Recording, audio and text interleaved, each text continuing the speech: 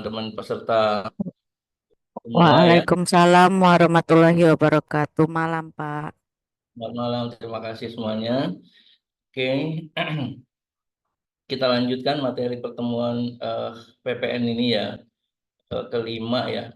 Ada yang tahu sampai di mana? Bentar, saya lupa dulu. Ini kebetulan Pak, ganti Pak, ya. mohon maaf, Oke. Pak. Kan ini jadwal ujian PPN itu tanggal 12 September ya, Pak.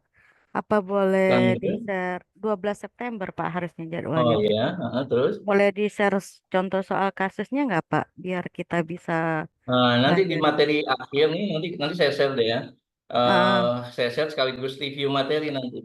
Nah ya, di review materi. nanti kita Berarti review terakhir ya, materi. Pak? Ya, pas terakhir nanti. Tapi nanti saya share juga nggak apa-apa duluan, biar teman-teman juga bisa Iya. jawab gitu ya. Iya, soalnya kan ada ujian Sambil pengisian sambil SPT juga ya, dipelajari. Pak. Ada pengisian Materi SPT kita juga. terakhir kan tanggal 5 kalau nggak salah, dua, dua, Kamis, tiga, Pak. empat, lima Kamis ya. Materi besok. kita Iya. terakhir tanggal 5. Hah? Kamis besok, Pak. Kamis besok. Minggu ini habis semua kita. Iya. Tanggal 5 itu review materi sekaligus mereview sekalian sambil diujikan semacam ya, tapi ada transaksi kemudian berkaitan juga dengan materinya gitu ya. Nanti mohon di-share dulu aja ya, Pak. Biar bisa Iya, dipelajarin ya, pasti Pak. saya share lebih dulu. Oke. Oke, nanti Makasih ya, Pak. besok, besok ya. Besok ya. Makasih. Makasih ya, Pak. Terima kasih sama-sama semuanya. Nah, kemarin kita menghitung PPN dua unsur ya kan. Kemudian di PP nilai lain besaran tertentu hubungan istimewa. Kemudian kita juga bahas saat terutang, hatam ya. Faktur pajak kayaknya ya. Oh ya, kita kemarin singgung terakhir pemusatan ya. Oke, teman-teman. Jadi kita sudah eh, mempelajari, membahas mengenai eh, saat terutang ya. Saat terutang itu kapan munculnya utang pajak, gitu kan? Kemudian kita juga sudah membahas tempat pajak terutang. Artinya kalau kita sudah terutang, kita buat faktur, kemudian kita lapornya kemana SPT kan ya. Faktur itu dilaporkan dalam SPT masa gitu ya.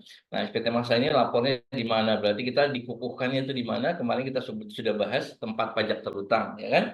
Kalau wajib pajak ini ditetapkan oleh Ditjen Pajak di KPP yang wilayah eh, KPP BKM ya besar khusus Madya ya kan kemarin kita sudah bahas, berarti dia secara otomatis terpusat secara jabatan ya, jadi nggak ada lagi cabang terdaftar di KPP mana gitu, nggak ada, semua dipusatkan di KPP besar khusus Madya.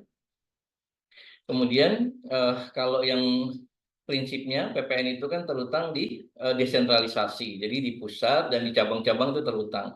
Kalau tidak ditempatkan di BKM berarti wajib pajak harus mengajukan permohonan untuk pemusatan, dan itu dilakukan ke kantor wilayah yang wilayah kerjanya membawahi KPP-KPP tempat wajib pajak terdaftar ya, yang minta di tempat dipusatkan, dan juga tembusan kepada cabang-cabang yang KPP-KPP yang lokasi cabangnya mau dipusatkan gitu ya.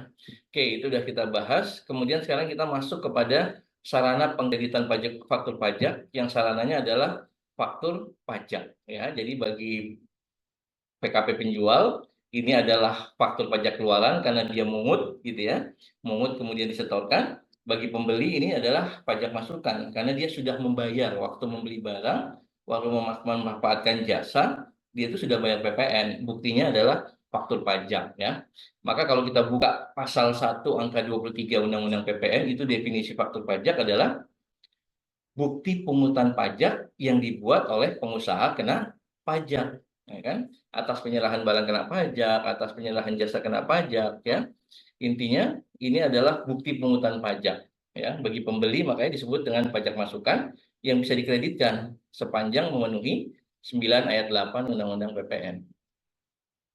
Oke. Nah, faktur pajak ini diatur dalam Per 03 2011 2022 Junto Per 11 2022 ya. Ada perubahan sedikit di Per 11 ya. Nah, eh, PKP wajib membuat faktur pajak untuk apa sih gitu kan? Untuk setiap apa? Setiap penyerahan barang kena pajak, setiap penyerahan jasa kena pajak. Nah, ini objek pasal 4 ayat 1 huruf A dan huruf C, gitu ya. Kemudian kapan lagi dia harus buat faktur pajak? Kalau ekspor BKP. Nah, ekspor BKP itu fakturnya apa? Nah, nanti kita bahas nih di babak akhir dari faktur ini, ada dokumen tertentu yang mempunyai kedudukan yang sama dengan faktur pajak, yaitu pasal 13 ayat 6 Undang-Undang PPN, Junto ya, per 16 ya, per 16 2021 ya. Nah, nanti kita lihat itu. Jadi kalau untuk ekspor, faktur pajaknya adalah pemberitahuan ekspor barang ya, dan invoice sebagai satu kesatuan. Kemudian ekspor BKP tidak berwujud. Ya, itu juga pemberitahuan ekspor BKP tidak berwujud. Pemberitahuan ekspor JKP itu ada PE JKP, pemberitahuan ekspor jasa kena pajak dan invoice sebagai satu kesatuan, gitu ya. Nah, kapan faktur pajak ini dibuat? Ya, dari pasal 13 ayat Bapak, 1, mohon izin, Pak. ya. Ini memang tidak ada share screen-nya ataukah bagaimana ya, Pak? Oh, oh, sorry. Nggak ke-share ya? Maaf ya, Pak. Bukan saya udah share Iya, tadi. Pak. Maaf, maaf. Siap, Pak. Makasih. Emang nggak ada. Halus sekali ya. Emang nggak ada apa gimana ya, Pak ya?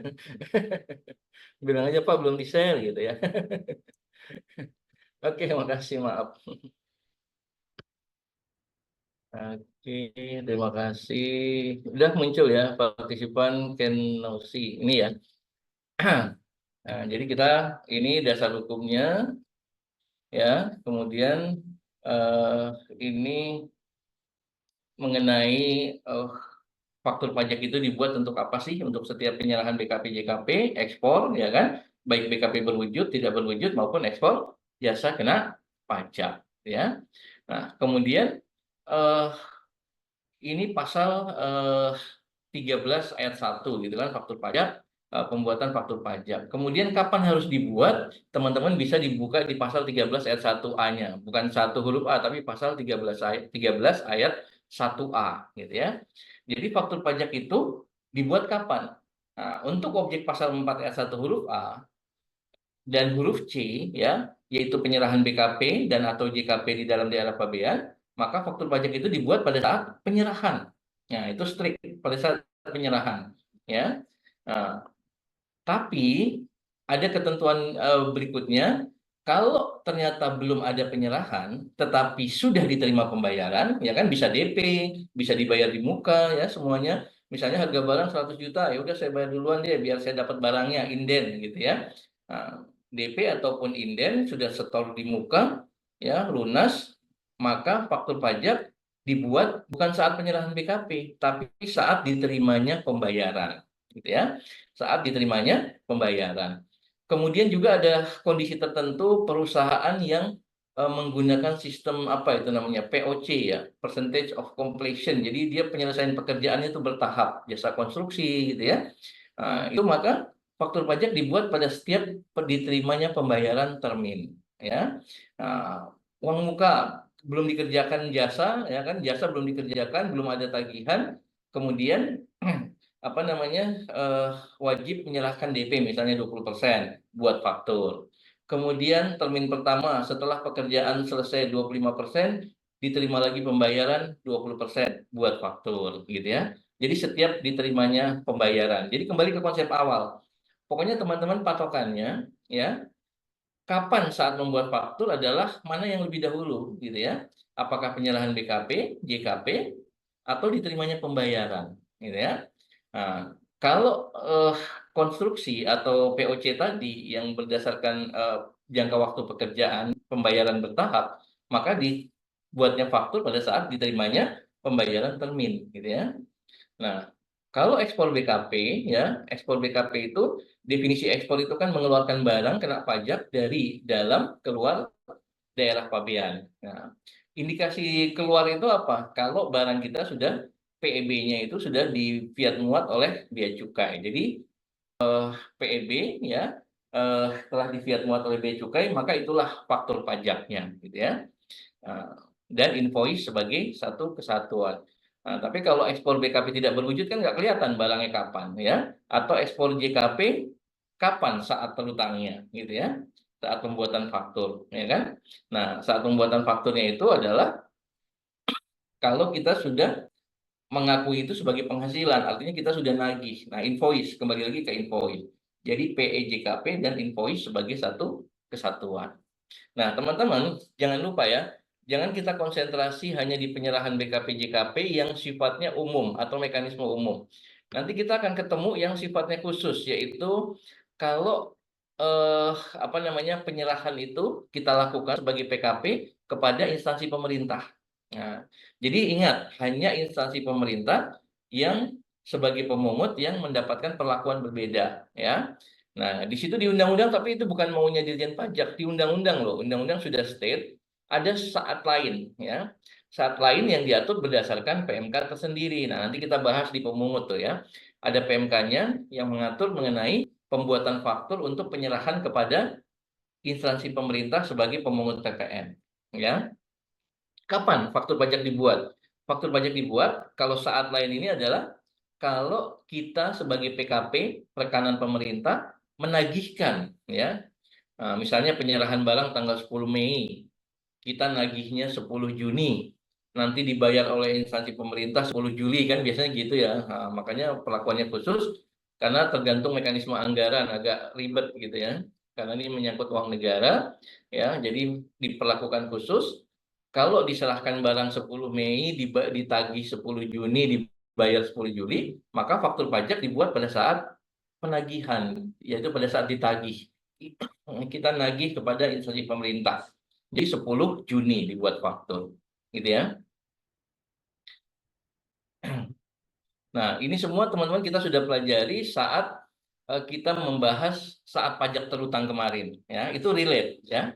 Nah, jadi intinya penyerahan barang. Cuma penyerahan barang itu bagaimana? Kalau barang bergerak bagaimana? Barang tidak bergerak bagaimana? Itu kita udah bahas kemarin, ya. Prinsipnya udah ada penyerahan barang atau sudah ada penerimaan pembayaran? Mana yang lebih dahulu, ya? Kemarin kan kita bahas mengenai penyerahan BKP tidak bergerak. Nah, itu dia barang belum diserahkan, tapi misalnya ada pembayaran DP, kemudian angsuran, gitu ya. Kemudian dia belum lunas, tetapi yang beli sudah menempati. Nah, itu berarti sudah terjadi penyerahan barang tuh. Jadi kita harus jeli juga melihat, oh kalau sudah ada penyerahan barang, karena sudah ditempati, walaupun belum lunas, walaupun belum beralih kepemilikan secara hukum, karena sudah diserahkan barang, ya berlaku ini. Saat pembuatan faktur adalah saat diterimanya, saat penyerahan BKP, ya. Makanya developer yang menjual ruko aktiva tidak bergerak itu harus membuat faktur pajak dengan DPP yang lengkap, ya. DPP total harga misalnya 1 miliar dikurangi tentu dengan faktur yang sudah terbit sehubungan dengan uang muka dan yang diterima, ya.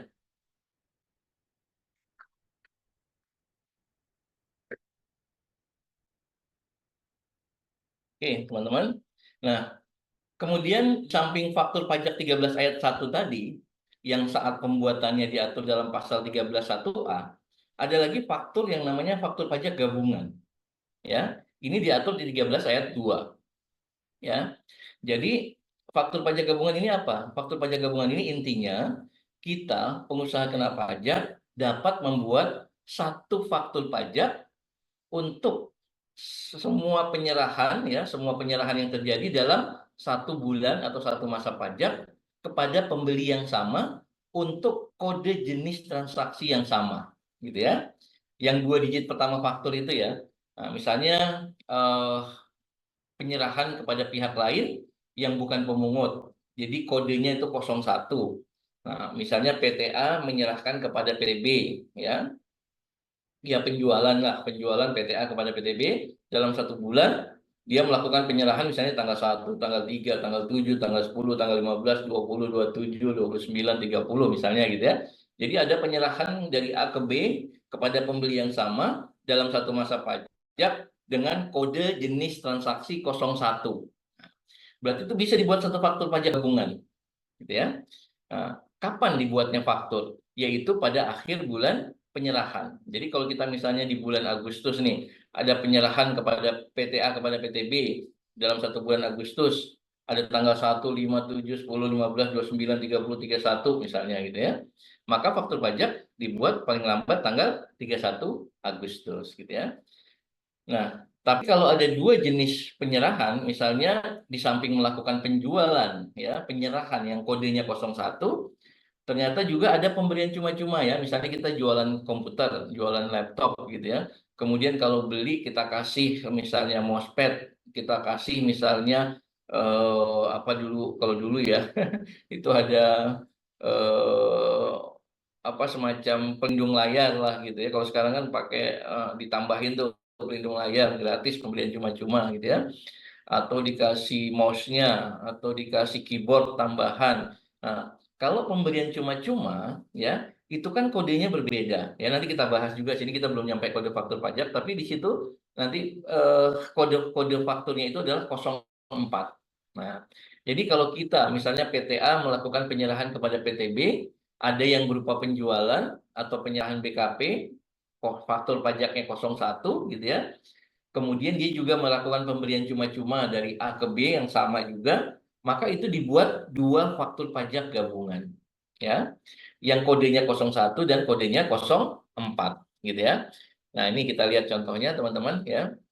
Misalnya PTA sorry.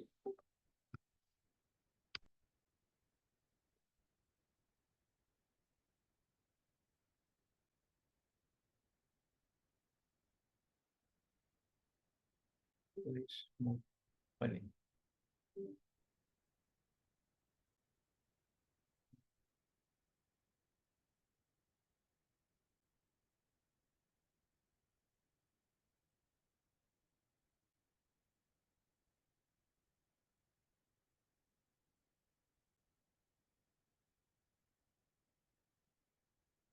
Saya ini aja ya.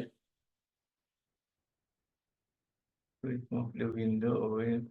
Saya income cam aja ya. Coba.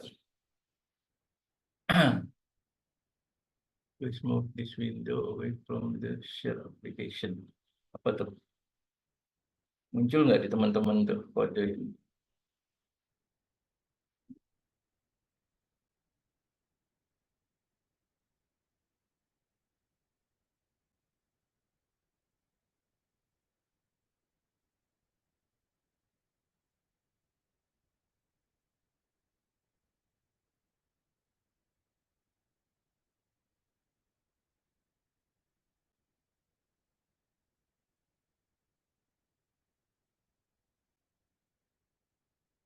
Oke.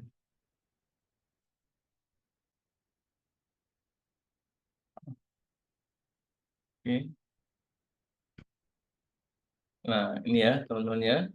Coba kita eh,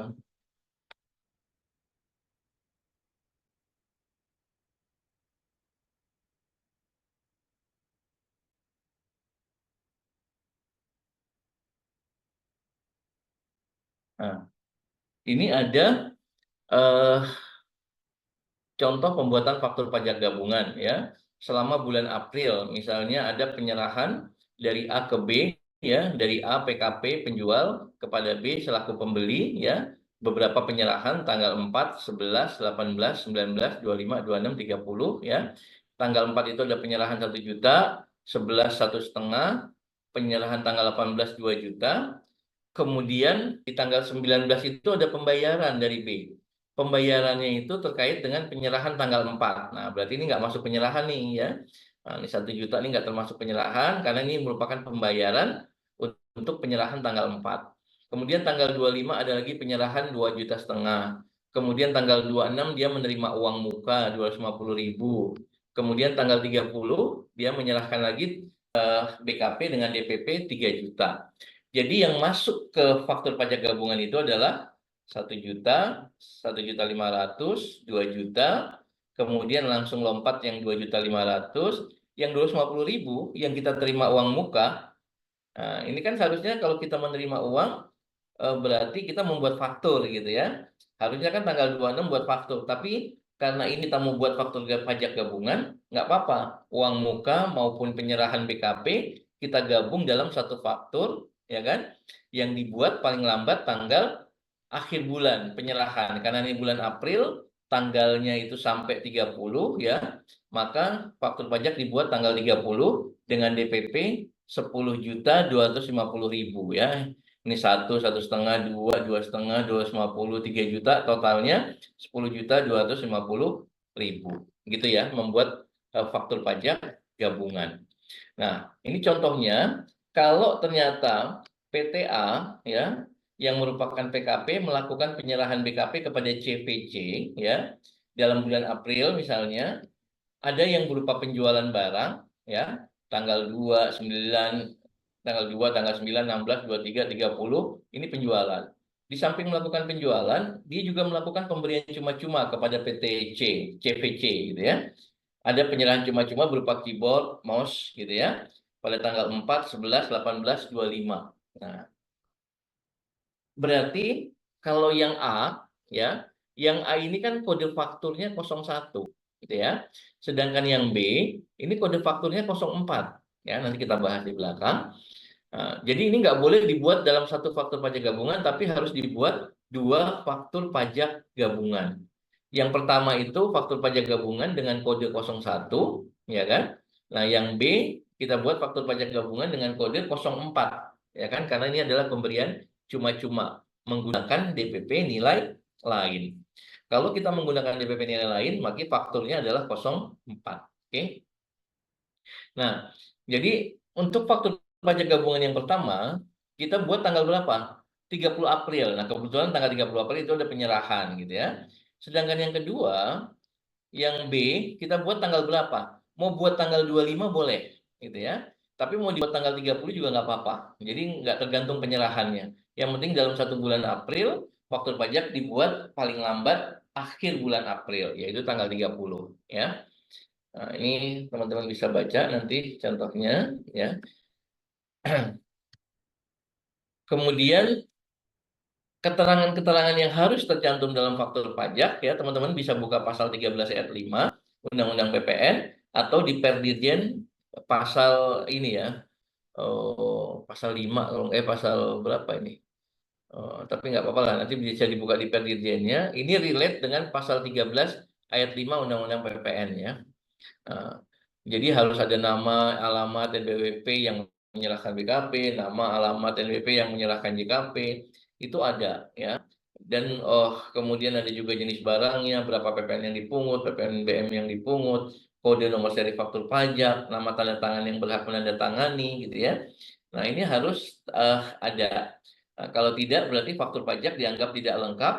Kalau tidak lengkap berarti dianggap tidak membuat faktur pajak. Nah, kalau tidak membuat faktur pajak berarti fakturnya itu penjualnya dikenakan sanksi 14 ayat 1 karena tidak atau terlambat menerbitkan faktur, sedangkan si pembelinya kalau itu faktur pajak tidak lengkap, maka dia tidak dapat mengkreditkan pajak masukannya. Jadi teman-teman kalau sebagai pembeli harus melihat gitu ya. Ada nggak syarat-syarat yang terlewati? Termasuk masalah kebenaran ya, karena di pasal 13 ayat 9 itu faktur pajak harus benar secara formal dan material. Formil dan material gitu ya. Nah, formalnya itu apa? Harus benar, jelas, lengkap gitu ya. Nah, materialnya itu apa? Nah, materialnya itu adalah mencantumkan keadaan yang sebenarnya ya. Jadi misalnya penyerahan barangnya 10, tercantumnya 5, nah itu nggak benar.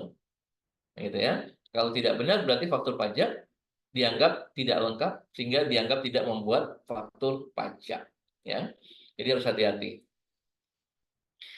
Nah, identitas penjual ini harus sesuai dengan SKT, surat keterangan terdaftar dan surat pengukuhan kita gitu ya. Kemudian jenis barang ya, nama, NPWP, NIK ya, yang sebenarnya atau sesungguhnya. Bagi subjek pajak dalam negeri, nama dan alamat dapat diisi sesuai dengan nama alamat yang tercantum dalam SKT. Jadi kalau ada perbedaan antara surat keterangan terdaftar dengan yang tercantum dalam faktur, ya berarti kita harus merubah yang ada di SKT kita, gitu ya. Kalau yang salah itu SKT, tapi kalau yang salah faktur ya berarti dibuat nanti penggantian faktur pajak, ya. Kemudian mengenai dasar pengenaan pajak ya. Karena kan kemarin kita menghitung PPN itu ada dua mekanisme ya, yang umum yaitu tarif kali DPP, dan yang khusus yaitu dengan nilai tertentu atau besaran tertentu, ya kan? Nah, bagaimana kita mencantumkan dasar pengenaan pajak dalam faktur pajak terhadap dua mekanisme tersebut, gitu ya? Nah, nanti saya berikan contohnya, tapi intinya harus mencantumkan DPP, gitu ya. Kemudian PPN yang dipungut, tarif pasal 7. Nah, kalau besaran tertentu berarti menggunakan besaran tertentu diatur dalam pasal 9A, ya. Termasuk juga peraturan Menteri Keuangannya, ya. Kalau untuk 5 jenis jasa tertentu berarti PMK 71, ya kan. Kalau menggunakan penyerahan barang hasil pertanian tertentu berarti PMK nomor 64, gitu kan. Nah, kalau KMS berarti apa? PMK 61 gitu ya. Kemudian dan seterusnya banyak gitu ya.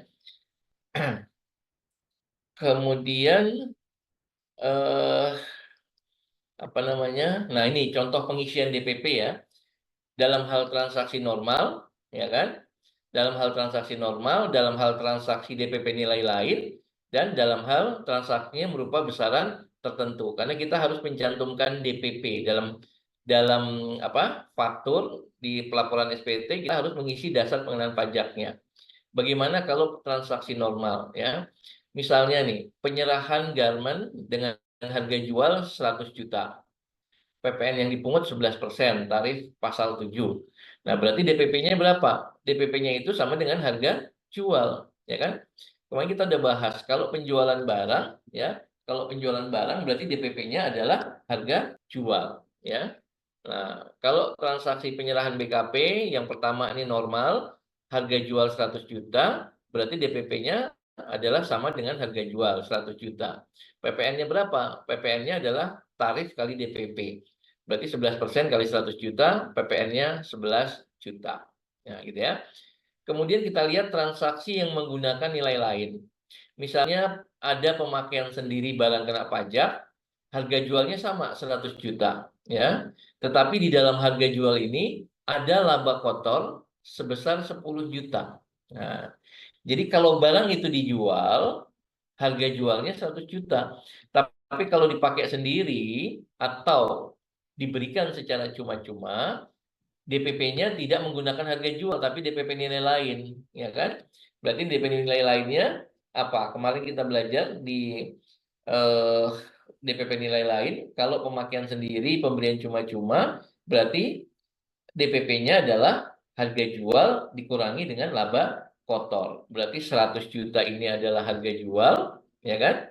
Tapi karena dipakai sendiri, maka jangan pakai labanya, laba kotornya dikeluarkan. Jadi 100 dikurangin 10 juta, itulah DPP nilai lainnya, 90 juta, baru pakai penghitungan tarif kali DPP, 11% kali 90 juta sama dengan 9.900.000, gitu ya. Ini kalau yang diketahui adalah laba kotornya. Tapi kalau yang diketahui adalah misalnya ini harga jual 100 juta, kemudian di dalamnya termasuk laba kotor misalnya 25%, ya. Berarti DPP-nya berapa? 100 per 125 kali 100 juta. Nah, kalau harga jual ini termasuk laba kotor 30%, berarti 100 per 130 kali 100 juta, gitu ya. Jadi tergantung soalnya, ya, apakah di dalam harga jual termasuk laba kotor dalam persentasi atau laba kotornya disebutkan misalnya 10 juta. Ini cara menghitungnya. Kemudian besaran tertentu, ya. Di sini misalnya ada penyerahan kendaraan bermotor bekas. Harga jualnya 100 juta. Nah, kalau kita pakai PMK berapa? 65 ya. Penjualan kendaraan motor bekas, maka nilai tertentunya, besaran tertentunya adalah 1,1% kali harga jual. Nah, kalau harga jualnya 100 juta, berarti DPP-nya adalah 100 juta. PPN-nya berapa? Pakai besaran tertentu, 1,1% kali harga jual, berarti dapat 1.100.000 itu PPN-nya. Gitu ya, teman-teman. Nah, sekarang kita bahas mengenai kode transaksi. Jadi di dalam pembuatan faktur pajak itu ada 9 kode jenis transaksi. ya, tergantung transaksinya kepada siapa, ya. Jadi kalau melakukan penyerahan BKP-JKP yang PPN atau PPNBM-nya itu dipungut oleh PKP yang melakukan penyerahan, ya. Misalnya PTA melakukan penyerahan barang kepada PTB, yang mungut adalah PTA selaku pihak yang menyerahkan barang, berarti fakturnya 01, 2 digit pertamanya, gitu ya. Nah, kemudian kalau 02 itu digunakan untuk penyerahan BKP-JKP kepada pemungut PPN, ya. Pemungut PPN ini adalah pemungut yang instansi pemerintah, dan PPN-nya itu dipungut oleh instansi pemerintah tersebut, gitu ya. Nah, tapi nanti kita lihat ada penyerahan kepada instansi pemerintah, tetapi PPN-nya dipungut oleh yang menyerahkan. Nah, itu berarti kecualian dari objek pungut, nanti kita bahas di pemungut. Kalau demikian berarti fakturnya 01, gitu ya. Nah, kemudian yang 03, ya. Yang 03 ini digunakan untuk penyerahan kepada pemungut PPN lainnya. Jadi selain yang instansi pemerintah, misalnya BUMN, kontrak K3S, kontrak kerjasama di bidang pertambangan migas, ya. Nah, itu adalah pemungut non instansi pemerintah. Kalau kita melakukan penyerahan ke mereka dan mereka, ya, si pemungut lain tadi yang memungut PPN, maka fakturnya 03. Nah, tapi nanti ada misalnya penyerahan ke BUMN, tetapi yang mungut tetap yang menyerahkan barang atau berlaku mekanisme umum, ya. Berarti itu fakturnya 01 karena dia bukan objek pemungutan, ya. Jadi bukannya tidak terutang PPN, terutang PPN-nya tetap, tapi dia bukan objek pemungutan karena masuk dalam kriteria yang dikecualikan. Nah, nanti kita bahas di pemungut gitu ya. Kemudian ada yang 04 nih. Nah, 04 ini adalah yang menggunakan DPP nilai lain, ya. Jadi kalau tadi pemberian cuma-cuma, pemakaian sendiri, itu kan DPP nilai lain. DPP nilai lain ini adalah harga jual dikurangi laba kotor, ya kan?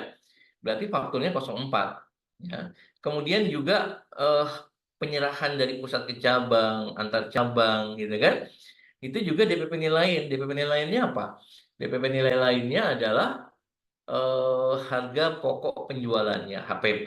Ya, sama dengan harga jual kurangi laba kotor, gitu ya, HPP-nya.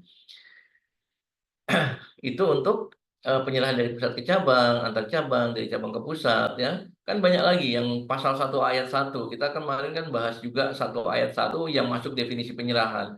Nah, tapi dia bukan penjualan, ya. Misalnya aktiva persediaan yang masih tersisa pada saat perusahaan bubar, itu DPP-nya adalah apa? Harga pasar wajar. Nah, itu kita pakai 04 juga tuh, ya, karena barangnya belum dijual, tapi dia tersisa pada saat perusahaan dinyatakan bubar, itu sudah terutang PPN, ya, dan seterusnya. Kemudian kalau kita menggunakan kita melakukan penyerahan BKP yang apa namanya, menggunakan besaran tertentu, ya, jadi nggak pakai tarif kali DPP, tapi menggunakan besaran tertentu. Misalnya perusahaan yang menjual barang kena pajak hasil pertanian tertentu, ya, bisa TBS, bisa rotan, hasil hutan berupa kayu, ya, yang merupakan PKP. Itu PKP yang menjual, yang menyerahkan, boleh memilih apakah dia menggunakan mekanisme umum tarif 11%, ya, atau dia mau menggunakan tarif khusus, bukan tarif khusus, mekanisme khusus, yaitu besaran tertentu 1,1%, ya. Misalnya nih, KUD Makmur, ya, KUD Makmur melakukan penjualan TBS kepada pabrik kelapa sawit, pengolahan kelapa sawit, pabrik CPO, gitu ya. Dia menjual 1 miliar. Nah, dia boleh milih nih, ya, kalau dia menggunakan tarif umum, mekanisme atau tarif pasal 7, mekanisme umum, berarti dia mengut PPN 11% kali 1 miliar, ya. PPN-nya 110 juta. Nah, tapi dia boleh milih, ya, PMK 64, ya. Kalau dia boleh milih, berarti misalnya dia milih pakai besaran tertentu, berarti PPN-nya itu adalah 1,1% kali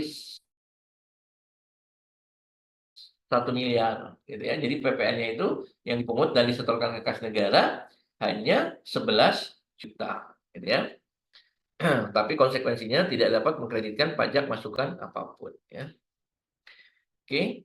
kemudian yang keenam, yang 06, jadi ada faktur yang kodenya 06, itu adalah untuk melakukan penyerahan yang menggunakan tarif selain tarif pasal 7, ya.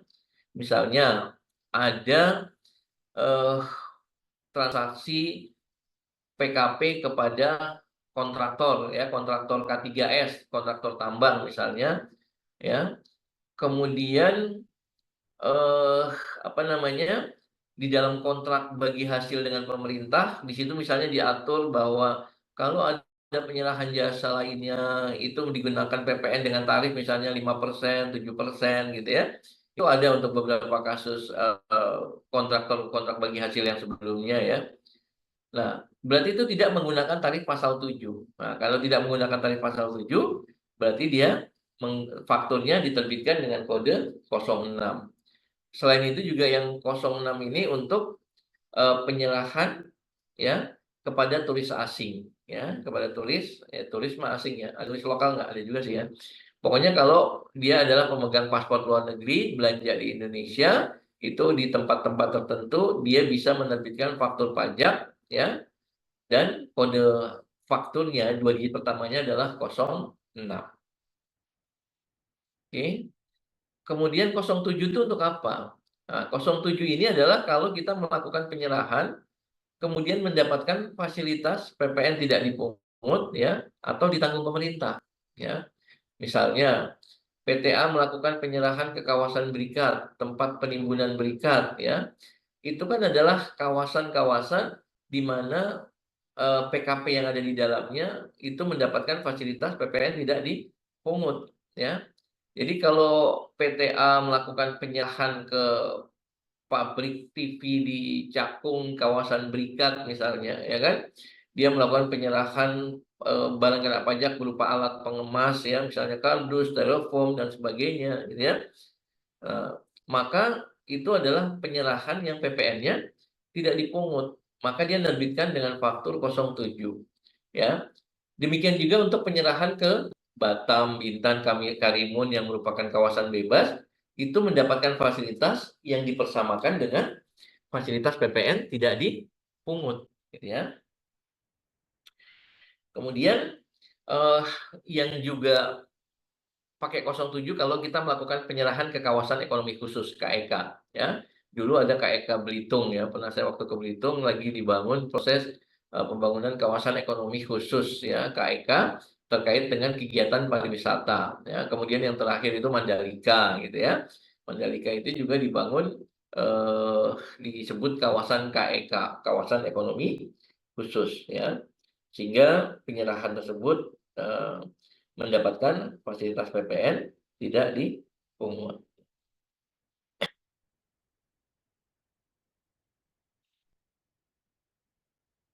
Nah, kemudian yang 08 ini kalau faktur pajaknya atau penyerahan yang mendapatkan fasilitas dibebaskan, ya. Jadi mengenai jenis-jenis fasilitas ini nanti kita juga bahas di babak akhir, ya, di pembahasan materi 9, pemungut itu di 8 kalau nggak salah, kemudian apa namanya? PPN BM di 10, terakhir kita bahas di 11 itu SPT massa, gitu ya.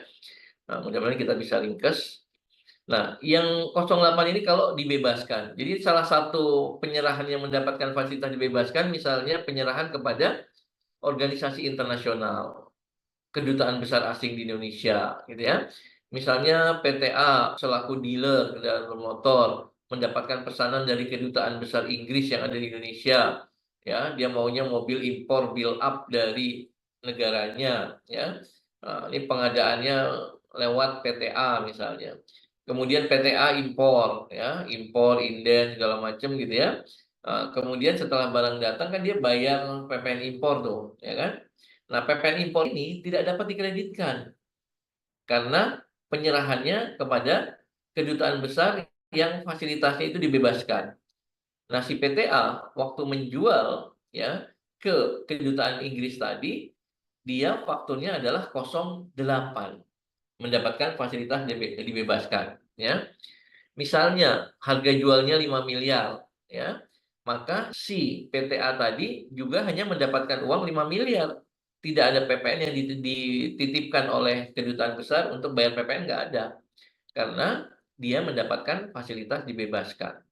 Tapi di fakturnya tetap dicantumkan DPP 5 miliar, PPN-nya 11% kali 5 miliar, itu tetap dicantumkan. Mau 07 tidak dipungut atau 08 dibebaskan, di dalam faktur pajak nilai PPN-nya tetap dicantumkan. Ya, ini harus ditekankan berulang karena di ujian terakhir ya itu bukan selalu, masih ada 1-2 yang fakturnya itu ditulis 0. Di PPN-nya itu di faktur ditulis 0. Kan saya minta hitunglah DPP, kemudian PPN-nya berapa, kemudian lapornya di form apa ya, kemudian apa namanya 2 digit pertama faktur pajaknya ini, gitu ya. 2 digit pertama faktur pajak. Kalau ke pemungut berarti 02, gitu ya. Nah, itu masih ada yang menulis fakturnya benar 07 atau 08, tetapi PPN-nya ditulis 0. Ya, PPN-nya tetap terutang sebesar 11% dari harga jual. Ya, tetap tercantum kalau 1 miliar ya tetap tercantum 110 juta PPN-nya. Ya, tetapi tidak dipungut. Waktu dia nagih 1 miliar, PPN yang dibayar juga, jumlah yang dia bayar juga hanya 1 miliar, tidak ada PPN yang dititipkan kepada penjual. Ya. Kemudian yang 09 itu kalau objeknya adalah penyerahan aktiva tetap oleh pengusaha kena pajak yang semula tidak untuk diperjualbelikan, ya, yang telah memenuhi syarat, yaitu yang tidak terkait dengan aktiva yang pada saat perolehannya tidak dapat dikreditkan sesuai 9 ayat 8 B dan C. Jadi tidak termasuk itu, ya. Misalnya PTA beli mesin harga 1 miliar ya tahun 2020. Kemudian di 2024 mau ganti mesin yang lama dijual. Nah, penjualan mesin oleh PKP tadi ya, barang bekas aktiva yang semula dipakai untuk memproduksi barang tapi kemudian dijual gitu ya. Berarti itu dipungut PPN pasal 16D, 2 digit pertamanya 09 gitu ya teman-teman. Nah, kalau kita mau pakai filter ini ya dengan prioritas penggunaan kode transaksi ya, kita coba nih dengan urutan prioritas. Yang pertama ditanyakan, kalau kita mau buat faktur, mereka dapat fasilitas nggak? Gitu kan? Fasilitasnya kalau kita nyerahkan ke Batam, Bintan, Karimun, kawasan ekonomi khusus, kawasan berikat, tempat penimbunan berikat, itu fasilitasnya tidak dipungut. Oh enggak, kita enggak melakukan penyerahan kepada mereka, gitu ya. Atau yang dibebaskan, ya dibebaskan itu misalnya penyerahan kepada kedutaan besar asing, organisasi internasional, gitu ya. Kemudian vaksin polio, vaksin COVID, kemudian barang strategis lainnya, misalnya buku ya, buku pelajaran umum, kitab suci, nanti kita bahas di fasilitas, itu adalah barang-barang kena pajak yang atas penyerahannya dibebaskan. Nah, kalau tidak juga, berarti kita turun ke filter berikutnya, yaitu 02 atau 03. Tetapi kalau iya, oh iya saya melakukan penyerahan ke Batam, berarti fakturnya 07. Oh iya, saya melakukan penyerahan buku pelajaran umum, kitab suci, buku keagamaan, dapat fasilitas dibebaskan, fakturnya 08. Ya. Nah, kalau 0708 ini sudah lewat, tidak, berarti kita filter berikutnya. Kita melakukan penyerahan ke instansi pemerintah enggak ya? Kalau iya, berarti fakturnya 02, gitu, ke kanan. Atau kita melakukan penyerahan ke BUMN. Itu adalah pemungut non instansi pemerintah atau pemungut lainnya. Berarti fakturnya 03, gitu, ke kanan. Tapi kalau kita tidak mendapatkan fasilitas, tidak melakukan penyerahan kepada pemungut, tanya lagi dengan filter berikutnya. Apakah ini penyerahan kepada turis asing? Kalau iya, ya pakai 06. Gitu ya. Apakah ini menggunakan tarif yang selain tarif pasal 7? Kalau iya, berarti 06. Tapi kalau tidak, turun lagi. Ya. Apakah penyerahan kita ini menggunakan DPP nilai lain? Oh, iya, karena ini misalnya pemberian cuma-cuma, pemakaian sendiri, penyerahan dari pusat ke cabang, antar cabang, gitu ya. Berarti DPP nilai lain. Nah, berarti 04, ya terbit dengan 04. Atau apakah kita melakukan penyerahan dengan besaran tertentu? Oh iya, ini adalah barang hasil pertanian dan saya memilih menggunakan besaran tertentu misalnya. Berarti fakturnya 05 kan gitu. Tapi kalau tidak, ya udah tinggal satu-satunya 01 gitu ya. Jadi ini adalah 2 digit pertama untuk kode jenis faktur pajak ya. Tergantung siapa yang mengut PPN, dapat fasilitas atau tidak gitu ya. Kemudian apakah ini penyerahan khusus kepada apa namanya turis asing ya, atau penggunaan tarif yang berbeda, atau 16D ya, dan seterusnya. Itu tergantung transaksinya, apakah kita pakai 0102 dan seterusnya atau 09 ya. Di sini simpel aja saya mau sampaikan, kalau kita melakukan penjualan BKP JKP dengan mata uang asing ya, maka kita harus konversi untuk penghitungan DPP dan PPN-nya. Kita harus konversi ke mata uang rupiah, gitu ya. Nah, kita konversi ke mata uang rupiah dengan menggunakan kurs KMK, ya, kurs keputusan Menteri Keuangan. Kurs yang tanggal berapa, Pak? Nah, kurs pada tanggal saat faktur pajak seharusnya ya. Ini ditekankan saat faktur pajak seharusnya dibuat. Jadi bukan pada saat faktur pajak dibuat. Faktur pajak dibuat bisa saja terlambat gitu ya. Tapi kalau saat seharusnya terbuat itu tidak ada perdebatan ya. Misalnya penyerahan barang kena pajak dilakukan tanggal 5 Oktober gitu ya. Penyerahan BKP dilakukan tanggal 5 Oktober kepada pihak lain yang bukan pemungut PPN. Kemudian faktur pajaknya baru dibuat misalnya tanggal 10 Oktober ya, penyerahan tanggal 5, faktur pajaknya dibuat tanggal 10. Berarti kita harus pakai kurs yang tanggal 5, yaitu yang seharusnya dibuat, yaitu pada saat penyerahan BKP ya. Nah, gitu. Kemudian kalau ada kesalahan, oh iya ini ada kesalahan nih jumlah ininya, kemudian kita buat faktur pajak pengganti. Awalnya penyerahan tanggal 5 Oktober. Kemudian dalam mata uang asing kita konversi ke rupiah dengan kurs saat penyerahan barang yaitu 5 Oktober. Ya, oke. Kemudian ada kesalahan. Kesalahan kita ketahui di bulan November ya, misalnya tanggal 10 November kita ketahui ada kesalahan, kita buat faktur lagi nih pengganti, faktur pengganti tanggal 10 November. Kita pakai kurs yang mana? Yaitu tetap kurs tanggal 5 Oktober saat penyerahan yang pertama, bukan saat dibuatnya faktur pajak pengganti ya.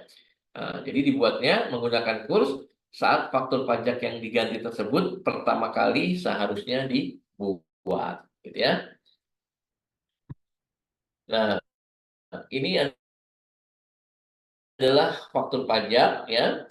Faktur pajak ini mekanismenya apa namanya dibuat oleh pengusaha kena pajak yang sekarang disebut dengan e-faktur ya.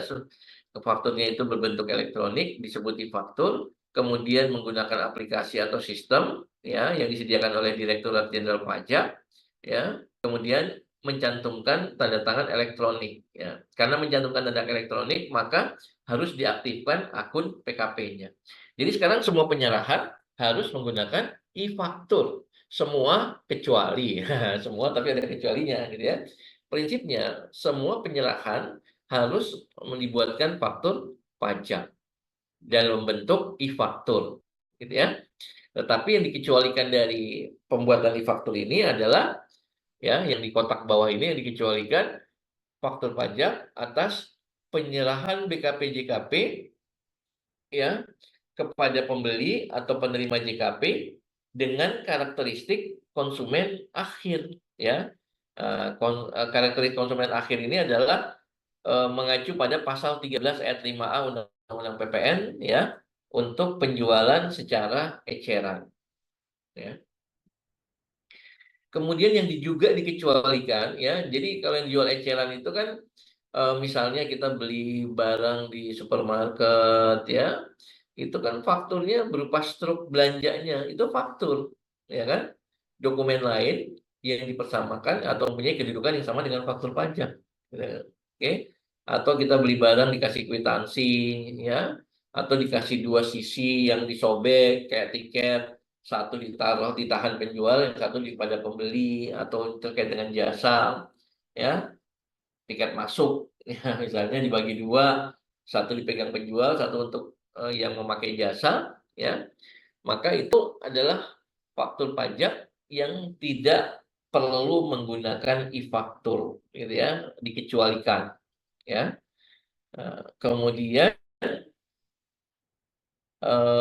yang juga dikecualikan adalah penggunaan penyerahan BKP-JKP yang menggunakan dokumen tertentu, ya, misalnya ekspor, ya. Ekspor itu faktur pajaknya adalah PEB dan invoice satu kesatuan. Nah, itu nggak perlu pakai e-faktur, ya. Kemudian yang juga dokumen tertentu itu apa? SSP, ya. Jadi kalau kita impor barang, kalau kita impor, maka kita wajib setor PPN impornya.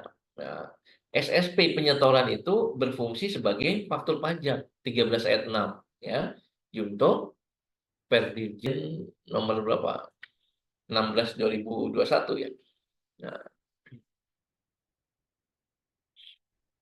Nah, kemudian yang juga dikecualikan, ya, dari pembuatan e-faktur kalau melakukan penyerahan kepada turis asing, ya, pemegang paspor luar negeri terkait dengan VAT refund, ya, PPN restitusi PPN turis asing lah singkatnya, gitu, ya. Nah, kemudian, nah, ini e-faktur tidak perlu dicetak, ya, biarkan dia, kita hemat kertas, ya. Kemudian sertifikat elektronik dan aktivasi akun PKP. Jadi kalau kita mendaftar NPWP bisa online, gitu ya. Tapi begitu kita mau dikukuhkan sebagai PKP, ya awalnya bisa daftar online, tapi nanti tetap harus aktivasi dengan datang langsung ke kantor pajak, kemudian dibuatkan akun PKP-nya, diaktifasi, kemudian diberikan nomor seri faktur pajak, ya. Nah, nanti tanda tangannya itu adalah berupa sertifikat elektronik untuk penanda tangan yang harus diupdate, ya. Kalau memang sudah mau daluarsa, diupdate. Oke. Nah, ini tentang nomor seri faktur pajak, ya. Eh Kalau kita WP intinya, ya, nanti teman-teman bisa baca aja. Intinya, kalau kita PKP baru itu diberikan maksimal 75 nomor seri faktur pajak, ya. Kecuali memang dia menyampaikan hal-hal khusus yang memerlukan faktur pajak banyak. Itu kalau WP baru, PKP baru. Tapi kalau PKP lama itu diberikan 120% dari jumlah faktur pajak untuk 3 masa pajak sebelumnya. Ya, misalnya Januari, Februari, Maret, jumlahnya berapa kali 120%, itu nanti akan diberikan untuk faktur pajak bulan berikutnya dan seterusnya, gitu, ya. Nah, teman-teman, sekarang di dalam di dalam pembuatan e-faktur itu ada kewajiban upload, ya, ada kewajiban upload, yaitu paling lambat tanggal 15 bulan berikutnya, ya. Misalnya kita melakukan penyerahan tanggal 20 Agustus, gitu, ya. Kita input di aplikasi e-faktur penyerahan tanggal 20 Agustus, ya. Nah, nanti ada kewajiban upload tuh. Uploadnya paling lambat tanggal 15 September. Kalau di-uploadnya tanggal 16 September, ya, lewat dari tanggal 15, itu tertolak.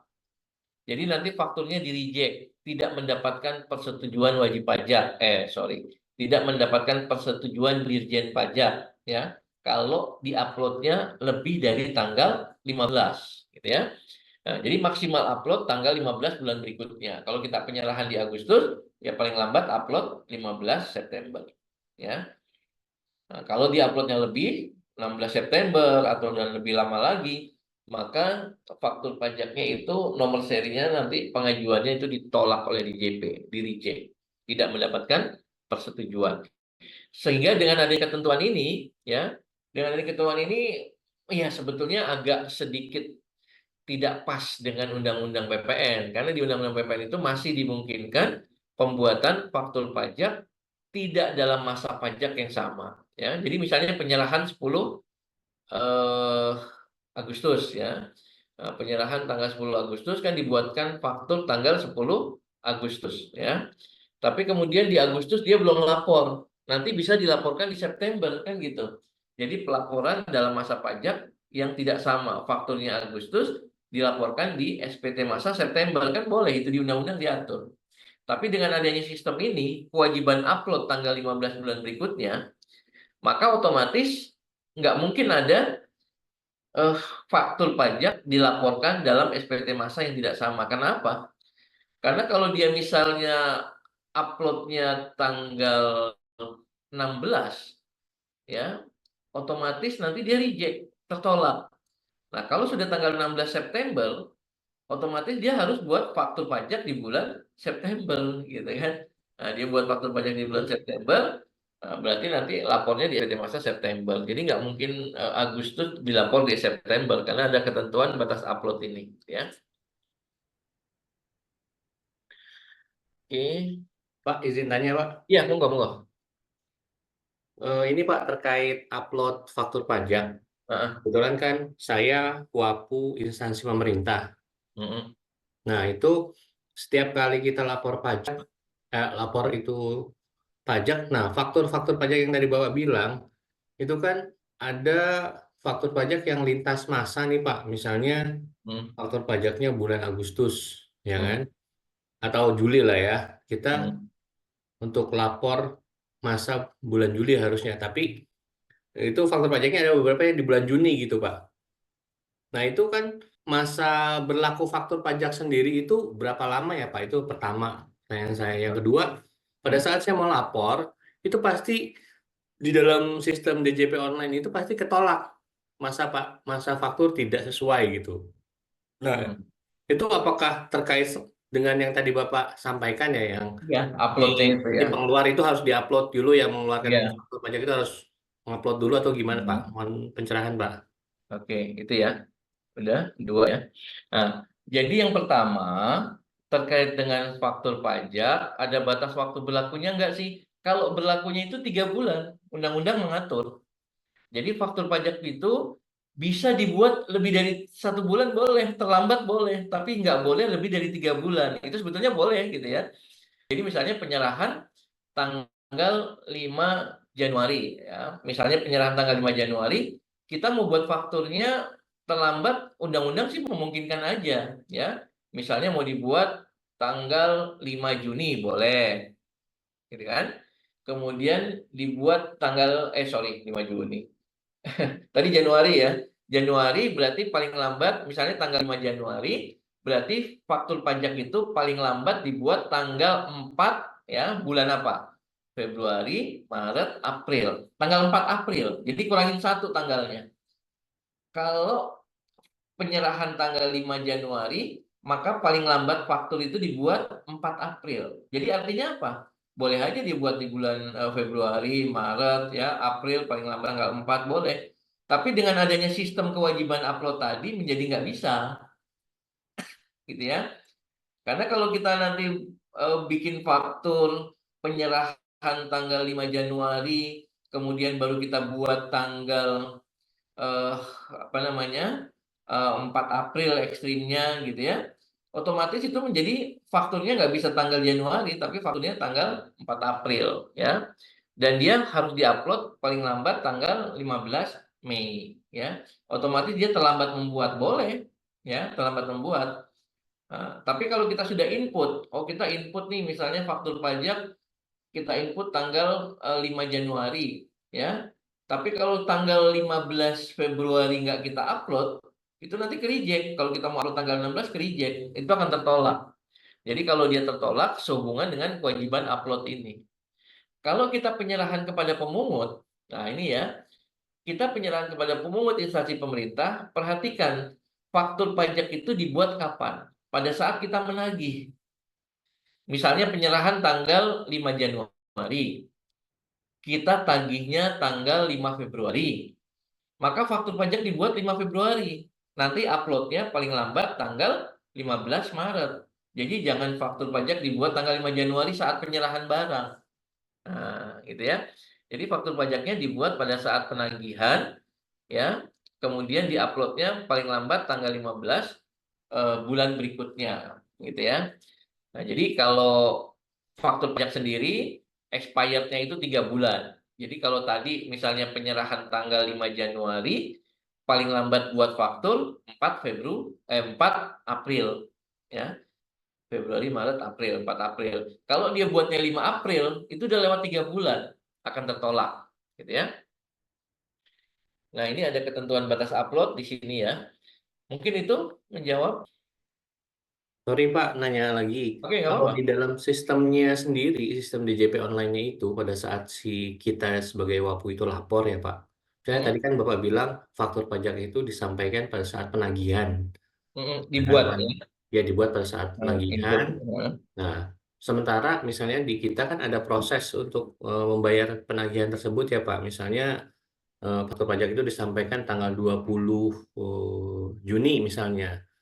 Nah, pada saat kita proses pembayaran, itu pembayaran di bulan Juli jadinya jatuhnya. Misalnya tanggal 6 Juli misalnya, karena kan beberapa hari kerja. Nah, itu kalau kita upload di dalam sistem DJP online, itu karena setorannya di bulan Juli, faktur pajaknya bulan Juni, itu jadi tertolak tuh Pak, karena masanya tidak sesuai.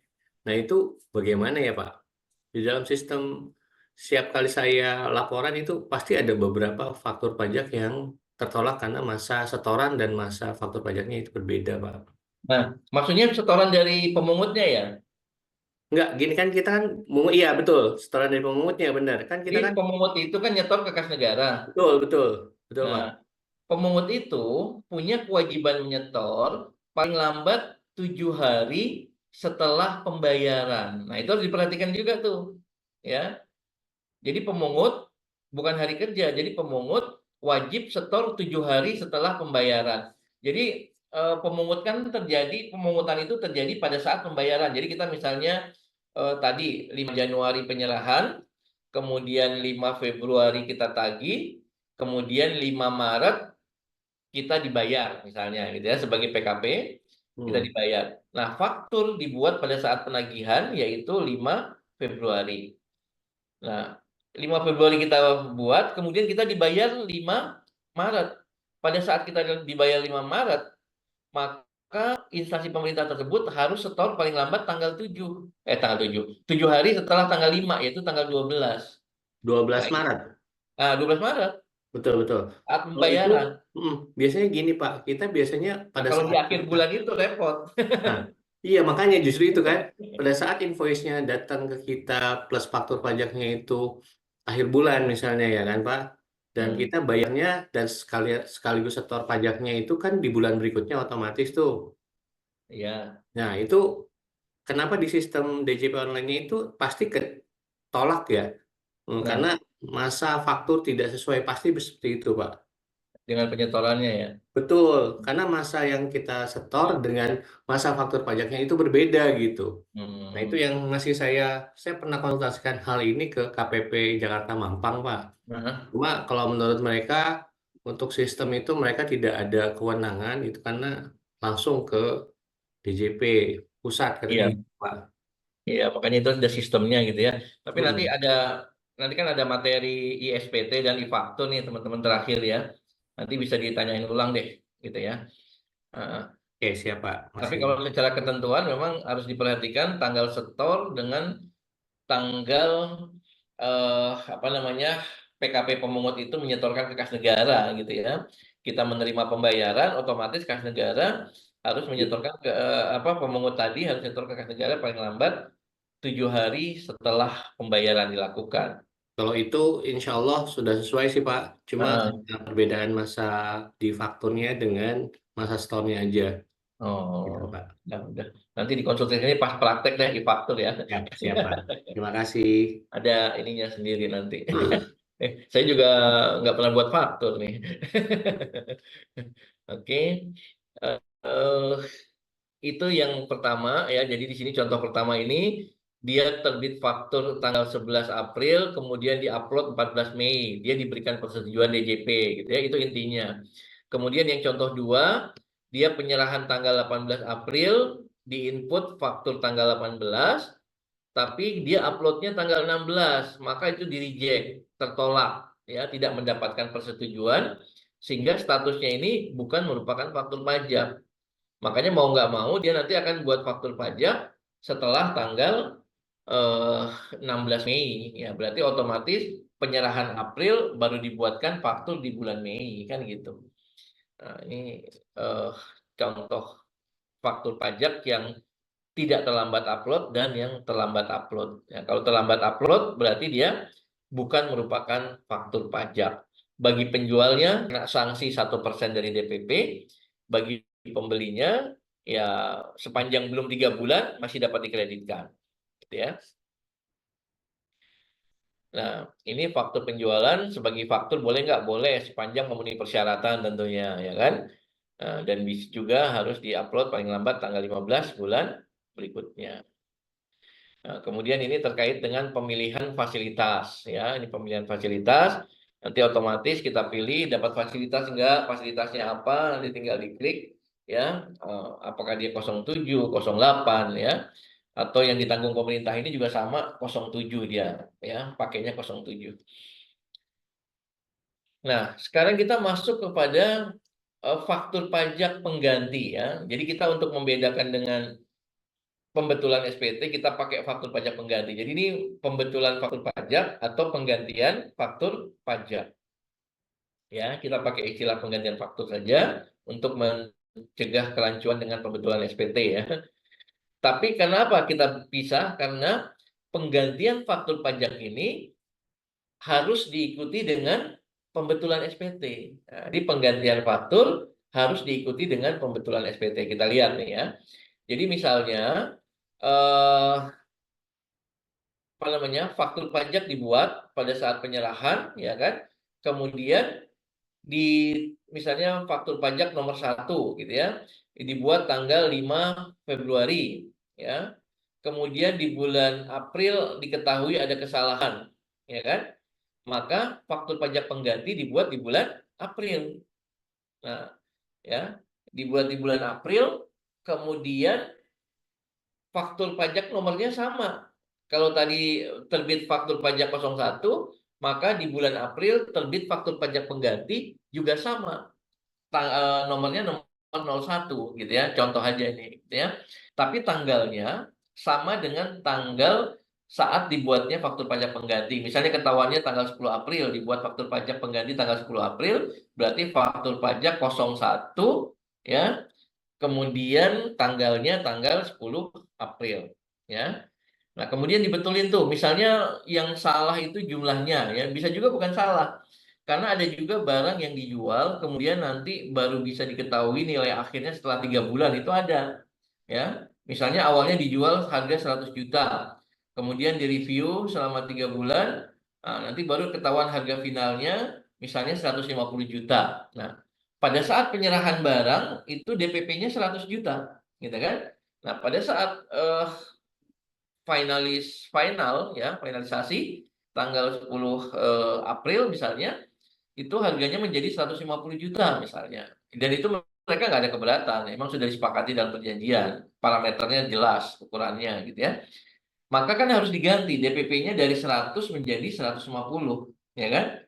Nah, itu harus dibuatkan faktur pajak pengganti di 10 April, DPP-nya dari 100 menjadi 150, kemudian dicantumkan di kolom akhir SPT nanti, itu adalah nomor faktur pajak yang diganti. Jadi nomor fakturnya sama, tanggalnya tanggal dibuat faktur pajak pengganti, kemudian harus dibarengi dengan pembetulan SPT massa. Bagi penjual, dia akan menambah pajak keluaran yang dia pungut. Karena dari 100 DPP ke 150 kan, berarti otomatis pajaknya kurang pungut, dia tambahin. Kemudian dia setor, pasti kurang bayar tuh, ya kan? Nah, makanya dia harus lapor SPT pembetulan dari DPP 100 menjadi 150, dari PPN tadi misalnya 11 juta ke berapa tuh? 11% dari 150 juta, gitu ya. Nah, selisihnya itu adalah kurang bayar yang nanti akan dikenai sanksi pasal 8 ayat 2A, ya, pasal 8 ayat 2A. terkait dengan SPT massa ya, karena pembetulan ya. 8 ayat 2B ya SPT 8 ayat 2B SPT massa kurang bayar karena pembetulan SPT massa ya. Nah, jadi penggantian faktur pajak dibarengi dengan pembetulan SPT. Kalau nggak ada jumlah juga sama. Misalnya tidak ada perbedaan jumlah ya.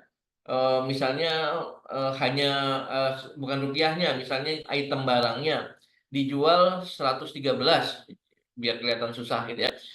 Kemudian ditulisnya ternyata 112 atau 115. Itu kan salah. Kalau diketahuinya pada saat pemeriksaan itu dikoreksi gitu ya. Yang ini faktur pajak tidak lengkap, tidak benar ya, sehingga masuk kategori faktur pajak tidak memenuhi syarat formal dan material. Bagi pembeli bisa dikoreksi itu pajak masukannya gitu ya.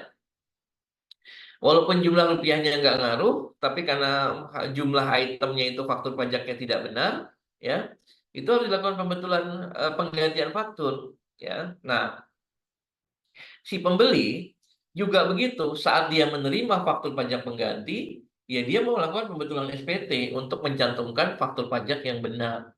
Karena kalau nanti si pembelinya diperiksa, faktur pajaknya itu tidak benar, tidak klop ya dengan yang diterbitkan penjual, maka dia juga tidak dapat mengkreditkan pajak masukannya gitu ya.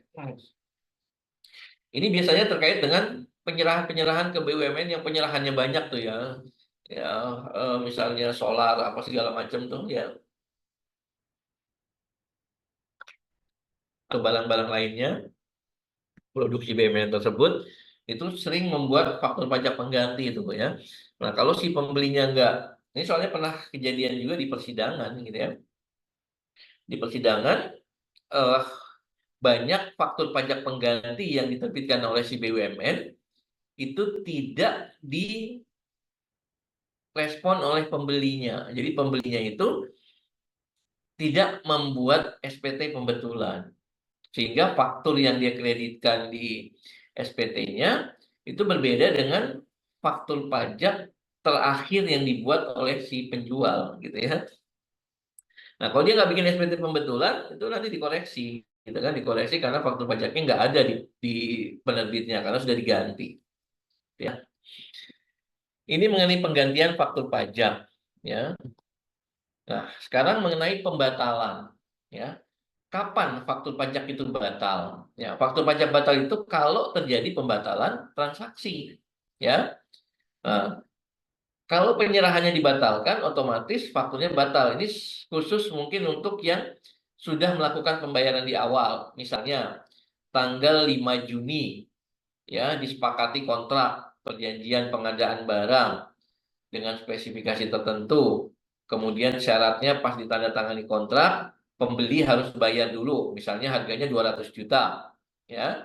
Maka pembeli tanggal 5 Juni bayar 200 juta kan gitu. Nah, kalau sudah diterima pembayaran, walaupun barangnya belum ada, maka belum diserahkan maksud saya, maka harus dibuatkan faktur pajak atas diterimanya pembayaran, DPP-nya 200 juta, PPN-nya berapa? 22 juta, gitu ya. Nah, kemudian berjalan 3 bulan, ternyata barangnya nggak bisa diproduksi atau nggak bisa didapatkan oleh si penjual, maka batal tuh ya. Misalnya dibatasi tanggal Juni, Juli, Agustus, September. Nah, misalnya tanggal 5 September gagal tuh pengadaan barang, ya, gagal pengadaan barang, sehingga otomatis si penjual yang sudah memungut PPN 22 juta aja dia setorkan ya, itu kan harus merevisi. Nah, si pembeli juga gitu, dia sudah mengkreditkan pajak masukan 22 juta. Nah, maka prosedurnya seperti apa? Prosedurnya pembatalan faktur pajak adalah pertama harus ada perjanjian tertulis yang disepakati ditandatangani kedua belah pihak antara penjual dan pembeli yang menyatakan transaksi penjualannya batal. Itu satu. Ini kita di luar sanksi denda segala macam terkait dengan proses bisnisnya ya. Kita nggak bahas itunya. Pasti ada penalti lah atau apa bagi penjual, tapi kita nggak bahas itunya. Intinya kalau tidak bisa dilanjutkan penjualannya karena barangnya nggak ada, tapi uang muka sudah dibayarkan atau pembayaran sudah dilakukan, sudah dibuatkan faktur, maka kedua belah pihak harus membuat dokumen kesepakatan atau perjanjian yang menyatakan penjualan terjadi pembatalan penjualan. Ya, nah dokumen ini akan menjadi dasar bagi penjual dan pembeli untuk melakukan pembetulan SPT masa PPN, ya kan? Di bulan Juni, ya kan? Sebelumnya di bulan Juni, si penjual itu kan melaporkan DPP 200 juta, PPN 22 juta. Nah, dengan berbekal dari kesepakatan tadi, maka si penjual atau PTA penjual, dia melakukan pembetulan SPT masa Juni dengan melaporkan DPP-nya itu 0 dan PPN-nya 0. Gitu loh, ya.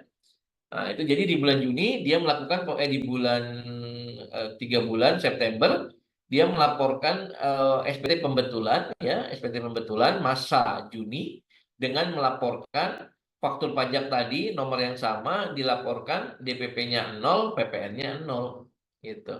Nah, si pembeli juga gitu, dengan berbekal dari kesepakatan pembatalan penjualan, dia juga melakukan pembetulan SPT masa PPN masa Juni, di mana dia sudah mengkreditkan 22 juta, ya. Jadi pajak masukan awalnya 22 juta dibetulkan menjadi 0, gitu ya. Nah, ini namanya mekanisme pembatalan faktur pajak. Oke. Nah, jadi kita udah tahu bagaimana mengganti faktur pajak, bagaimana membatalkan faktur pajak. Oh ya, jadi kalau faktur pajak pengganti, ya, faktur pajak pengganti itu digit ketiganya angka 1. Jadi kalau normal, penyerahan penjualan normal 010 gitu kan. Tapi kalau kemudian diganti menjadi 011, itu namanya faktur pajak pengganti. Oke. Nah, sekarang kita masuk kepada faktur pajak bagi PKP pedagang eceran, ya. Nah, pedagang eceran ini adalah PKP yang melakukan penjualan kepada konsumen yang memenuhi karakteristik sebagai konsumen akhir, ya. Jadi untuk konsumen akhir ini tidak berdasarkan KLU, tetapi berdasarkan karakteristik, ya. Nah, karakteristiknya apa? Karakteristik konsumen akhir adalah pembeli barang itu atau penerima jasa mengkonsumsi langsung, ya. Nah, kemudian pembeli barang atau penerima jasa itu tidak menggunakan untuk memanfaatkan barang dan atau jasa yang dibeli atau diterima untuk kegiatan usaha. Jadi dia nggak dipakai buat kegiatan usaha, ya. Nah, kemudian eh, untuk PKP, ya, yang melakukan penyerahan BKP JKP kepada pembeli yang memenuhi karakteristik konsumen akhir, ya, yang dilakukan melalui PMSE, ya, perdagangan melalui sistem elektronik, merupakan PKP pedagang eceran, ya. Jadi ada PMSE, ya, misalnya vendor dalam negeri kayak Tokopedia apa segala macam gitu, ya, Lazada, ya, itu adalah perdagangan melalui sistem elektronik. Walaupun dia langsung kepada konsumen akhir, tapi kalau dia mengikat kerjasama dengan pemerintah, ya, di PMK 48 dan perubahannya, ya, maka dia ditunjuk sebagai pemungut PPN. Jadi dia adalah PKP pedagang eceran, ya. Walaupun dia ke konsumen akhir, tapi dia bisa memungut PPN, ya, karena ditunjuk sebagai pemungut.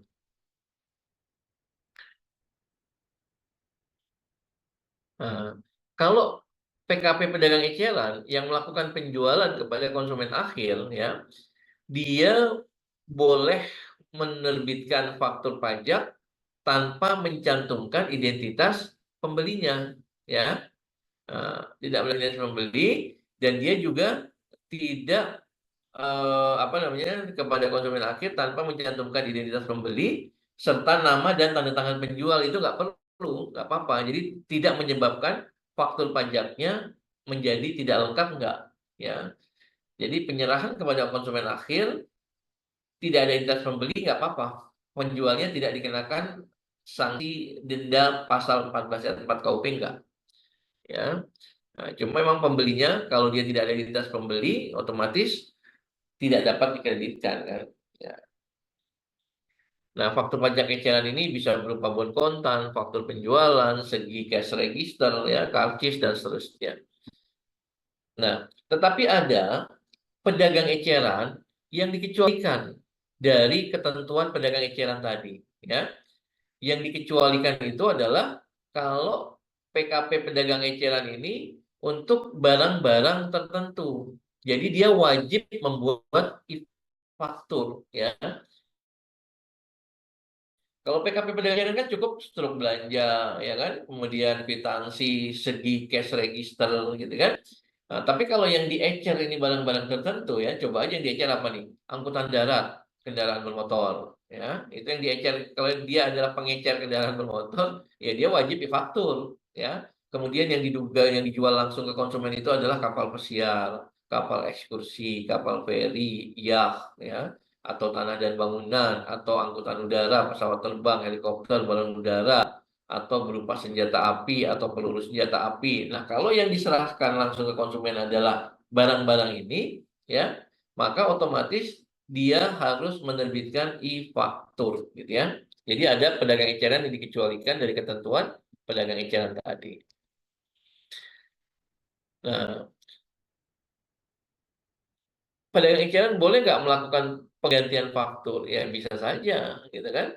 Kalau ada kesalahan ya dia terbitkan juga. Misalnya penjualan harga jualnya 1 juta diganti menjadi 800.000, ya nggak apa-apa karena itu akan mempengaruhi eh, PPN yang dipungut oleh pedagang eceran, ya kan.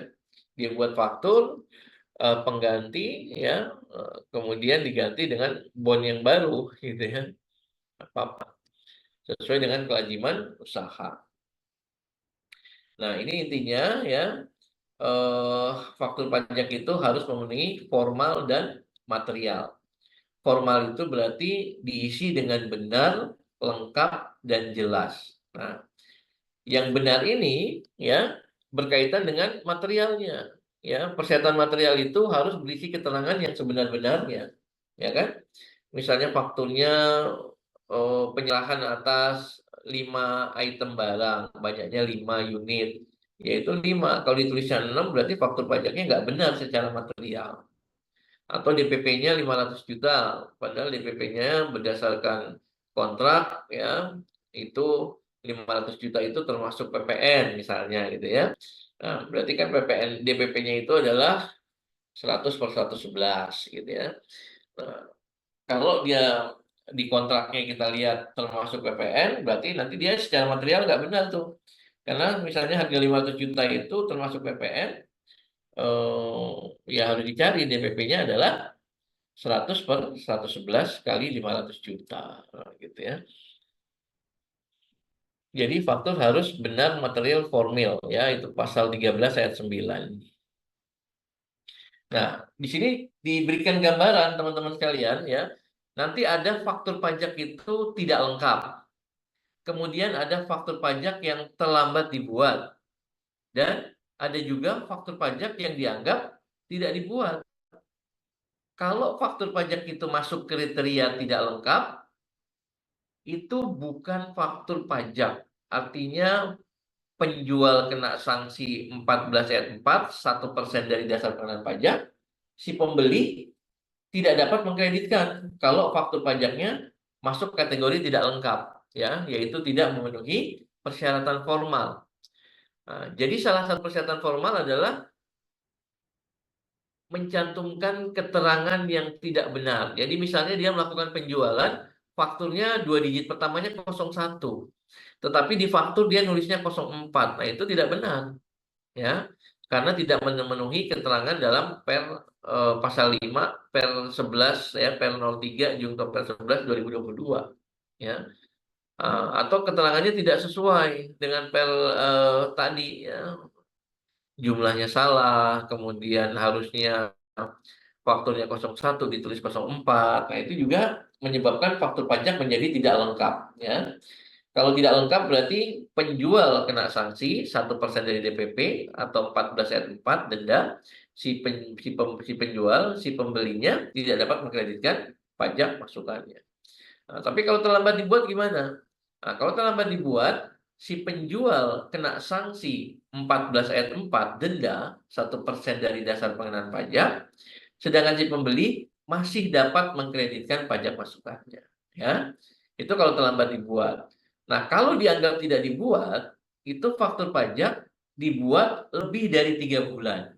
Ya, misalnya penyerahan tanggal 5 Juni, ternyata faktur pajaknya baru dibuat tanggal tanggal 5 Juni, Juli, Agustus, September. Jadi penyerahan 5 Juni, faktur pajak itu harus tanggal 4 September ya. Kalau dibuatnya tanggal 5 September, otomatis dia lebih dari 3 bulan. Kalau lebih dari 3 bulan, berarti penjualnya hanya sama, sanksinya itu adalah 1% dari DPP. Dianggap tidak membuat faktur. Nah, tidak membuat atau terlambat, itu dendanya sama, 1% dari DPP, pasalnya juga sama, 14 ayat 4 KUP. Ya. Nah, si pembeli gimana? Kalau terlambat dibuat, dia masih bisa kreditkan. Tapi kalau dianggap tidak dibuat, karena harusnya 5 Juni baru diterbitkan 5 September, lebih dari 3 bulan, maka itu bukan faktur pajak, si pembeli tidak dapat mengkreditkan pajak masukannya. Jadi itu yang perlu diwaspadai ya. Nah ini teman-teman nanti bisa baca, ini misalnya karena faktur pajak diisi tidak lengkap, ya, faktur pajak diisi tidak lengkap, penjualan kepada konsumen akhir ya. PTI menjual kepada distributor Tuan Ogi orang pribadi, kemudian dia mencantumkan NPWP-nya 00 tapi tidak mencantumkan NIK gitu ya. Nah, ini berarti faktur pajaknya tidak lengkap ya. Kemudian yang B, dia mencantumkan kode transaksinya 04 nih. Padahal 04 ini kan untuk pemberian cuma-cuma, pemakaian sendiri, atau yang menggunakan DPP nilai lainnya. Padahal ini adalah penjualan. Kalau penjualan harusnya 01. Karena dia menggunakan kode yang tidak sesuai dengan Perdirjen, maka juga dianggap ini faktur pajak yang tidak lengkap. Ya. Nah, kalau yang C ini, dia tidak mencantumkan alamat penjual ya. Nah, penjualannya adalah PTI, ada NPWP-nya tapi alamatnya tidak dicantumkan. Kalau alamat tidak dicantumkan berarti faktur pajaknya juga masuk kategori tidak lengkap ya. Nah, ini untuk faktur pajak yang terlambat dibuat dan tidak terlambat dibuat. Ini ada PTK melakukan penyerahan tanggal 12, maka faktur pajak harus dibuat tanggal 12 April ya. PTK melakukan PKP melakukan penyerahan seharusnya dibuat 12 April. PTK membuat faktur pajak pada tanggal 13 April dengan mengisi kolom faktur pajak tanggal 13 April. Faktur pajak tersebut merupakan faktur pajak yang terlambat ya sih. Jadi faktur pajaknya penyerahan tanggal 12 baru dibuat faktur pajak tanggal 13, itu terlambat. Kena sanksi administrasi bagi penjual 14 ayat 4 dan pembeli masih dapat mengkreditkan ya. Ini yang terlambat dibuat. Nah, kalau yang ini PTH melakukan penyerahan tanggal 11 April, penjualan tanggal faktur dibuat tanggal 11 April, diunggah tanggal 14 Mei masih memenuhi ketentuan sehingga ini bukan merupakan faktur pajak yang terlambat. Ya, udah jelas ya. Jadi faktur pajak tanggal 11 dibuat tanggal 11, diinput dan diupload tanggal 14 sehingga dia bukan faktur pajak yang terlambat. Ini dianggap tidak dibuat. Nah, ini dianggap tidak dibuat itu misalnya ada penyerahan tanggal 20 April, berarti faktur pajak seharusnya dibuat 20 April.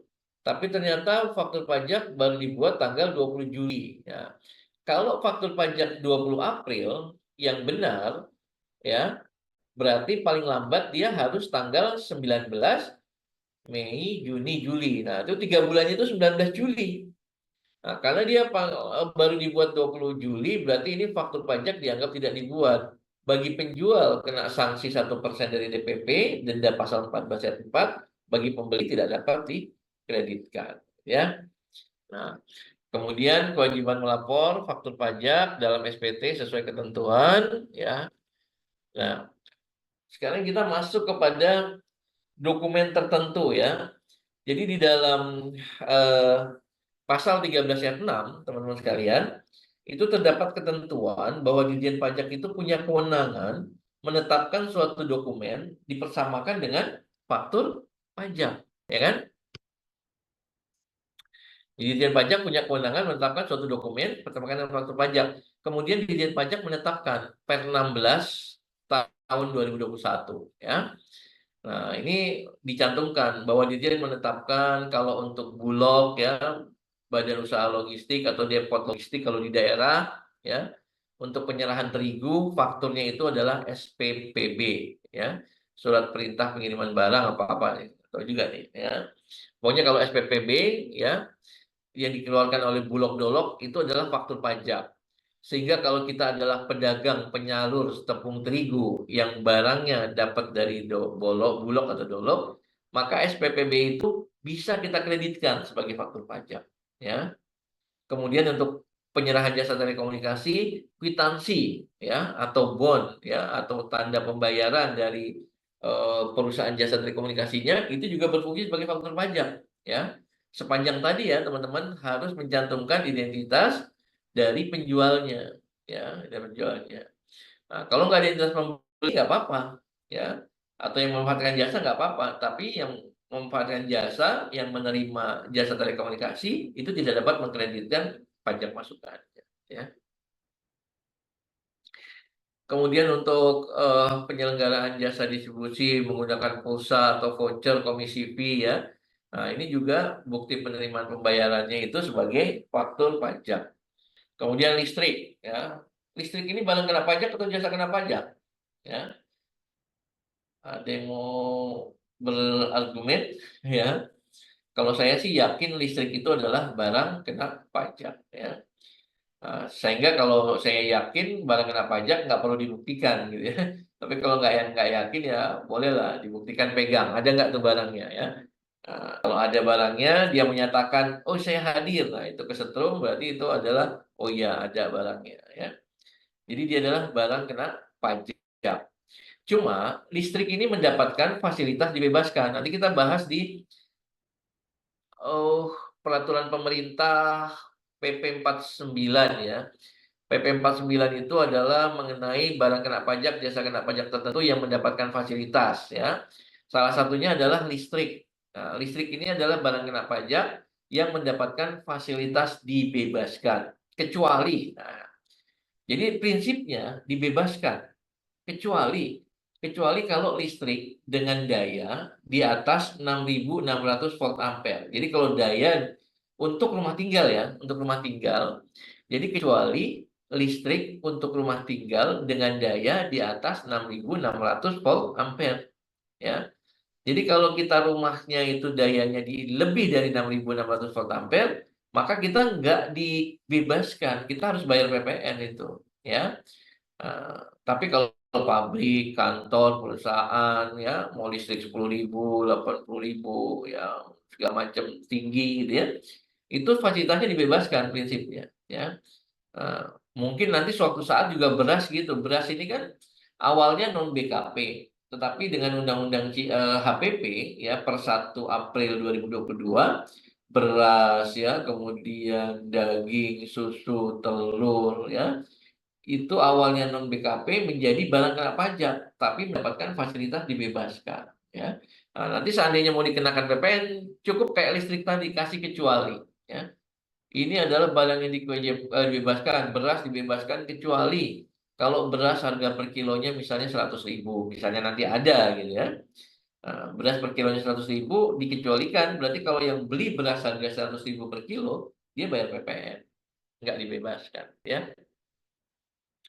Nah, ini banyak teman-teman, ya, ada tiket pesawat, SSP kalau untuk impor, nanti teman bisa baca, ya, sesuai dengan mungkin profil bisnisnya, ya.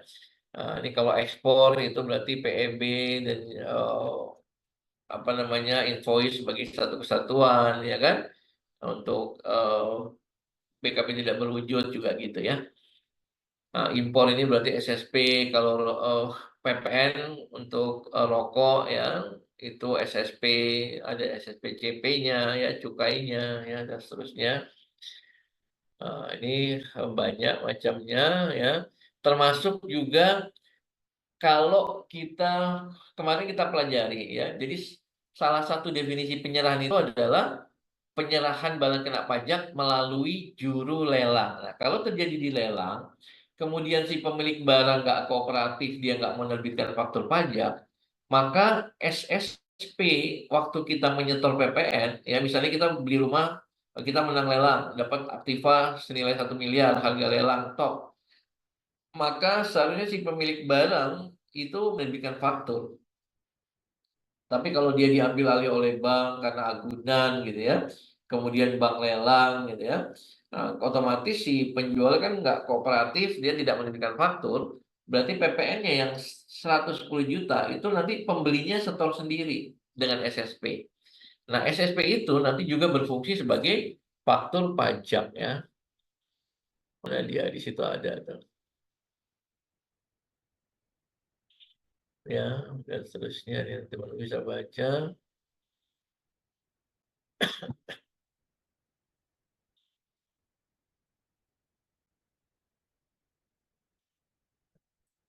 Nah, ini juga SKP ya. Nah, jadi SKP yang merupakan pokoknya itu juga bisa berfungsi sebagai faktur pajak. Jadi awalnya kan SKP untuk menagih pajak masukan ya, itu sekarang bisa dikreditkan. Kalau dia sudah bayar, maka pokoknya itu dapat dikreditkan. Itu berfungsi juga sebagai faktur pajak ya. Oke, teman-teman, ini terkait dengan faktur. Kemudian yang juga terkait dengan faktur itu adalah notaretur ya. Notaretur ini diterbitkan oleh pembeli sehubungan dengan barang yang dikembalikan, ya. Jadi kalau ada barang yang dikembalikan tidak sesuai spek, barangnya rusak, cacat, ya, eh, bisa dikembalikan kepada penjual dengan membuat notaretur. Nah, syaratnya apa? Untuk penjual dapat mengakui sebagai retur dan akan mengurangi pajak keluarannya penjual di masa pajak, ya. Ada yang mau didiskusikan, monggo, Pak Hendri.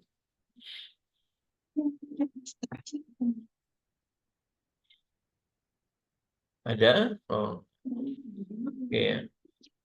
Jadi untuk notaretur ya dibuat oleh pembeli ya. Pembeli mengembalikan pada masa pajak, pada masa terjadinya pengembalian barang ya. Pada masa terjadi pengembalian barang. Jadi misalnya penjualan barang tanggal 10 Juni, kemudian tanggal 15 Juni barang diperiksa nggak sesuai spek dikembalikan. Maka notareturnya itu tanggal 15 Juni ya. Atau apa namanya? Baru diketahui misalnya lama bulan depannya lagi, maka dia akan mempengaruhi penjualan bulan di masa pajak terjadinya retur gitu ya. Nah, bagi penjual, retur ini akan mengurangi pajak keluaran. Nah, bagi pembeli tentu saja akan mengurangi pajak masukannya kalau dia PKP ya. Makanya notaretur itu juga diatur di PMK 65 ya, PMK 65 2010 ini kemarin saya cek juga masih berlaku ya terakhir. Jadi notaretur dibuat oleh pembeli, terjadi pada pengembalian barang, harus memenuhi persyaratan kalau untuk berfungsi sebagai notaretur yang dapat mengurangi PK ya. Jadi ada nomor urutnya, ada nomor seri faktur pajak yang dikembalikan, ada alamat, nama pembeli, nama alamat penjual ya. Kemudian jenis barang kayak faktur gitu ya intinya. Kemudian mencantumkan nama dan tanda tangan pembeli yang menandatangani notaretur ya. Nah, kalau ternyata pembelinya ini adalah non PKP, maka harus dibuat rangkap 3 di samping untuk penjual dan pembeli. Notaretur ini juga dilaporkan ke KPP di mana pembeli terdaftar ya. Pembeli ini terdaftar tapi dia non PKP. Nah, nanti kan kalau dia non PKP berarti dia nggak lapor SPT. Kalau dia tidak lapor SPT, si penjual diperiksa, dia tidak bisa dikonfirmasi karena dia non PKP. Makanya si pembeli kalau dia non PKP, dia laporkan ke KPP bahwa dia membuat notaretur pembelian atau notaretur penjualan bagi si penjual barang, ya. Oke. Nah, kalau nggak memenuhi syarat, maka tidak dianggap terjadi pengembalian. Ini saya pernah juga sengketa notaretur ini, ya. Ada perusahaan besar, ya, dia pabrikan produknya itu terkait dengan keseharian kita dari ujung rambut sampai ujung kaki, gitu ya. Nah, kemudian saking banyaknya barang, notaretur itu yang buat dia sendiri. Nah, itu nggak boleh. Jadi si pembelinya, si penjualnya itu membuat sendiri notaretur atas nama pembeli, tapi nggak ditandatangani. Nah, itu sempat debat juga di persidangan karena tidak memungkinkan. DJP tidak mengatur kondisi yang dialami wajib pajak. Nah, itu saya challenge, coba tunjukkan dalam hal apa DJP tidak membuat ketentuan. Dia bilang ini barangnya belum sempat ini karena rusak, balik. Ya, berarti sarananya bukan retur, tapi pembatalan faktur, saya bilang gitu kan. Nah, karena saya mengajar PPN, jadi saya tahu alurnya kemana. Ini sudah diterima, tapi sebagian rusak. Ya, si pembeli buat nota retur pengembalian. Jadi semuanya ada dibuat. Nah, karena yang buat nota retur ini adalah penjual, ini jelas-jelas menyalahi ketentuan PMK 65. Sehingga tidak diperlakukan sebagai nota retur, dianggap tidak terjadi nota retur, sehingga returnya misalnya 200 juta kan PPN-nya dulu sekitar 2 miliaran gitu kan. Nah, PPN 2 miliaran ini harusnya mengurangi pajak keluaran dia di mana di masa pajak terjadinya retur. Nah, tapi karena nota returnya nggak dianggap atau dibatalkan secara yuridis, otomatis dia tidak mengurangi penjualan. Jadi nggak ada koreksi omset, ya nggak ada koreksi DPP, tapi yang dikoreksi dengan nota retur otomatis naik yang harusnya disetor kan gitu. Ya, jadi harus hati-hati teman-teman ya. Ditekankan kembali, ini memang barangnya banyak. Ya, saya bilang bisa, tinggal dibatalkan faktur. Cuma dia nggak mau repot aja, gitu ya. Nah, kemudian yang juga berhubungan dengan pengembalian, tapi ini adalah jasa ya. Nah, kalau jasa ini nggak ada pengembalian, adanya pembatalan. Ya, jadi misalnya dibayar 1 miliar untuk pengerjaan suatu kegiatan jasa lah, gitu ya. Kalau udah sudah dibayar, berarti kan terbit faktur, ya. PPN-nya dipungut 110 juta, gitu kan. Kemudian si pembeli juga bisa mengkreditkan pajak masukan 110 juta. Tapi kemudian ternyata pekerjaannya nggak beres, baru 3 bulan dibatalkan misalnya. Jadi yang sudah dikerjakan nggak bisa diretur, ya kan? Yang bisa dibatalkan itu kalau yang belum dikerjakan, misalnya baru selesai 30%. Ya sudah, berarti membatalkan yang 70%. Nah, pajak masukan ya, faktur pajak yang sudah dibuat, ya, pajak keluaran yang sudah dipungut itu bisa dikurangi, ya. Syaratnya sama dengan retur tadi, prinsipnya terjadi pada saat pembatalan jasa, kemudian mencantumkan nomor nota pembatalan, ya, identitas penjual pembeli, nomor seri nota pembatalan jasa, ya, kemudian nilai PPN yang dibatalkan, ya, kemudian jenis jasa yang dibatalkan, tanggal pembuatan nota pembatalan, dan tanda tangan yang menerbitkan nota pembatalan. Sama dengan nota retur juga, kalau PKP yang menerima jasa, ya, yang menerima jasa ini non PKP, berarti juga dia bikin rangkap 3. Yang ketiga itu dilaporkan kepada KPP di mana si pembeli atau penerima jasa ini terdaftar. Ya, jadi gunanya untuk cross check dalam hal penjualnya diperiksa, maka dia bisa klarifikasi ke KPP di mana pembelinya terdaftar. Ya, karena dia non PKP, maka dia nggak lapor SPT massa kan. Kalau dia nggak lapor SPT massa, berarti tidak bisa dilakukan cross check antar KPP. Oke. Nah, ini coba kita sedikit singgung ya, kita biar bisa maksimal. Ini ke pertemuan berapa sih? 5 ya, 3 pertemuan, jadi 2 lagi kita habiskan materi. Kemudian di pertemuan terakhir kita coba review materi semuanya ya. Nah, teman-teman, ini adalah mekanisme pengkreditan pajak masukan. Jadi kita fokus di pasal 9 Undang-Undang PPN ya. Pajak masukan dikreditkan dengan pajak keluaran dalam masa pajak yang sama ya. Nah, dalam masa pajak yang sama ini bisa nggak dikreditkan masa tidak sama? Prinsipnya sih bisa secara undang-undang ya.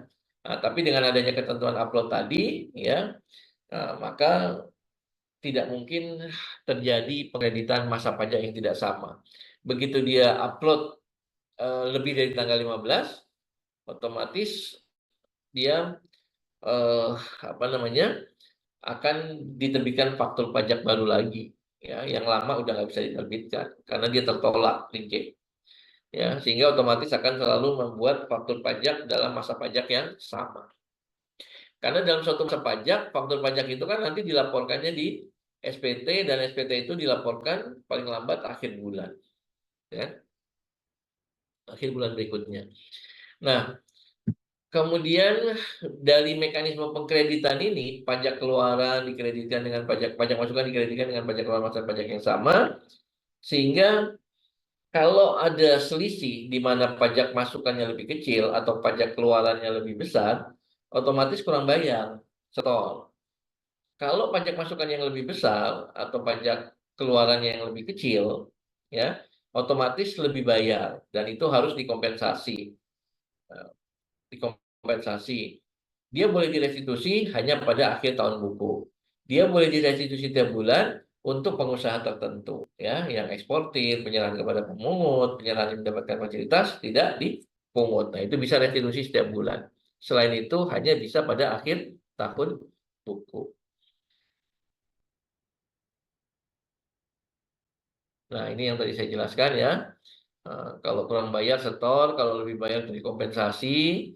9 ayat 4 boleh direstitusi 9 ayat 4A, tapi hanya pada akhir tahun buku ya. Boleh direstitusi setiap masa pajak 9 ayat 4B kalau dia pengusaha kena pajak tertentu ya, yang melakukan ekspor baik BKP berwujud, tidak berwujud, atau jasa kena pajak ya, atau melakukan penyerahan BKP JKP yang mendapatkan fasilitas PPN tidak dipungut, yaitu penyerahan ke kawasan Batam, Bintan, Karimun atau kawasan bebas, penyerahan ke kawasan berikat ya, itu fasilitas tidak dipungut, sehingga dia boleh mengkreditkan pajak masukannya dan bisa direstitusi setiap bulan ya.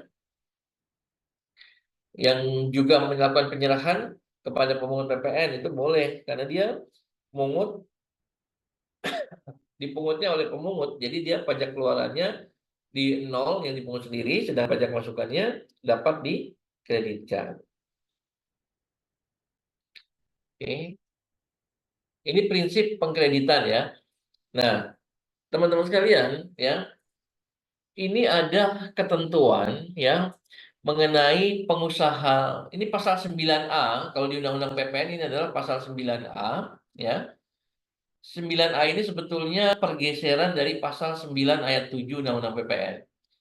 Pasal 9 ayat 7 Undang-Undang PPN itu dihapus dengan Undang-Undang HPP ya. Dengan Undang-Undang HPP pasal 9 ayat 7 itu dihapus. Pasal 9 ayat 7 itu kurang lebih bahwa pengusaha kena pajak yang omsetnya tidak melebihi jumlah tertentu itu boleh mengkreditkan dengan pedoman pengkreditan pajak masukan yang diatur oleh PMK. Nah, PMK-nya mengatur PMK 74 2010. Nah, di dalam PMK itu diatur pajak masukan boleh dikreditkan kalau dia omsetnya tidak lebih dari 1,8 miliar. Jadi prinsipnya dia itu sudah PKP ya. Kita kesampingkan dulu batasan pengusaha kecil. Batasan pengusaha kecil itu kan tidak lebih dari 4,8 miliar. Tapi di bawah itu dia memilih menjadi PKP kan boleh. Nah, begitu dia PKP ternyata omsetnya tidak lebih dari 1,8 miliar, dia tuh boleh mengkreditkan pajak masukan dengan pedoman menteri, tidak harus berdasarkan faktur. Nah, pedomannya itu mengatur bagaimana? Kalau dia melakukan penjualan barang kena pajak, ya, dia boleh mengkreditkan 70% dari pajak keluarannya, gitu ya. Nah, kalau yang diserahkan adalah jasa kena pajak, dia boleh mengkreditkan 60% dari pajak keluarannya. Tapi kemudian pasal 9 ayat 7 ini dihapus, tapi PMK-nya belum dihapus. Ya. Ini digeser ke pasal 9A Undang-Undang PPN, ya. Di dalam pasal 9A Undang-Undang PPN itu jelas tercantum bahwa pengusaha kena pajak yang, huruf A, yang omsetnya atau peredaran usahanya tidak melebihi jumlah tertentu. Tapi dia belum ada PMK-nya nih, ya kan? Di undang-undang sudah di-state ada pengusaha yang omsetnya tidak lebih dari 1, ada pengusaha yang omsetnya tidak melebihi jumlah tertentu, itu mau diapain? Nah, harusnya sih terbit PMK yang mengatur bahwa dia menghitung PPN dengan besaran tertentu. Karena 9A ini adalah besaran tertentu. Tapi belum terbit PMK-nya. Sehingga PMK 74 ini masih berlaku. Ya. Bukan berlaku sih, tapi diberlakukan. Ya. Karena belum ada penggantinya. Beda dengan penyerahan kendaraan bermotor bekas. Dia sama. Dia berasal dari pasal 9 juga, cuma ayat 7A. Ya, yang penjualan kendaraan bermotor bekas, pedagang kendaraan bermotor bekas, itu adalah pengusaha kena pajak yang melakukan kegiatan tertentu. Di 9A-nya gitu. Itu geseran dari 9 ayat 7A. Kemudian 9 ayat 7A-nya dihapus, muncul pasal 9A, huruf B, ya. Nah, tapi dia sudah ada PMK-nya, ya. Kalau nggak salah PMK 65, ya. Ini PMK 65, ya. Ini PMK 65 nih. Ya, jadi berbeda, ya. Kalau yang kendaraan bermotor bekas ini sudah terbit PMK-nya 65, ya. Sehingga pasal 9 ayat 7A-nya udah ikhlas dihapus, kemudian PMK 79 yang lama juga dihapus karena muncul PMK 65 2022. Tetapi yang tadi, pengusaha kena pajak yang omsetnya tidak melebihi jumlah tertentu, yaitu 1,8 miliar tadi, itu belum ada PMK-nya. Ya, tapi masih digunakan PMK yang lama. Nah, ini saya berikan contoh, ya. Nah, masih ada 4 menit, coba kita tuntaskan, mudah-mudahan dapat 2 yang itu, sehingga nanti di pertemuan besok kita masuk ke PMK yang baru, ya, terkait dengan proporsi pajak masukan yang dapat dikreditkan. Nah, ini simpel aja teman-teman, ya. Misalnya PT Untung Baik, ini ada pedagang barang elektronik, ya. Dia omsetnya misalnya di bawah 1,8 miliar dan dia memilih menggunakan pedoman Menteri Keuangan, ya. Walaupun undang-undang PPN-nya sudah dihapus, ya dianggap ini masih berlaku karena pasal 9A-nya sudah hidup, cuma belum ada PMK-nya. Kemudian dia melakukan penyerahan barang 300 juta, melakukan penyerahan jasa servis misalnya 40 juta. Nah, PPN-nya, pajak keluarannya itu dihitung omset kali tarif. Ya, tarif sekarang 11%. Ya kali 300 juta. Kemudian jasa 40 juta tarifnya 11% kali 4 juta kali 11%, ya. Nah, ini karena ini transaksinya masih di tahun 2018, ini tarifnya masih 10%, ya. Jadi kalau misalnya diterapkan ke sekarang berarti tarifnya 11%. Nah, anggap aja ini, ya. Pajak keluaran atas barang karena penyerahannya 300 juta, berarti pajak keluarannya berapa? 30 juta atau 33 juta. Kalau omsetnya jasa 40 juta, PPN-nya 11%, ya di sini 4.400.000 kan gitu. Nah, kemudian pajak masukannya berapa? Karena yang diserahkan barang itu boleh mengkreditkan 70% dari pajak keluaran. Ya, ini 70% kali 30 juta, ya. Kemudian kalau yang diserahkan jasa boleh mengkreditkan 60%, yaitu 2.400.000. Sehingga total pajak keluarannya 30 tambah 4, 34 juta. Pajak masukannya 2.400.000 tambah 23 juta. 21 juta ditambah 2.400.000, dapat 23.400.000. Sehingga kurang bayarnya 10.600.000. Jadi karena dia memilih menggunakan pedoman, maka di sini ada pajak masukan atas barang dagangan 16 juta diabaikan.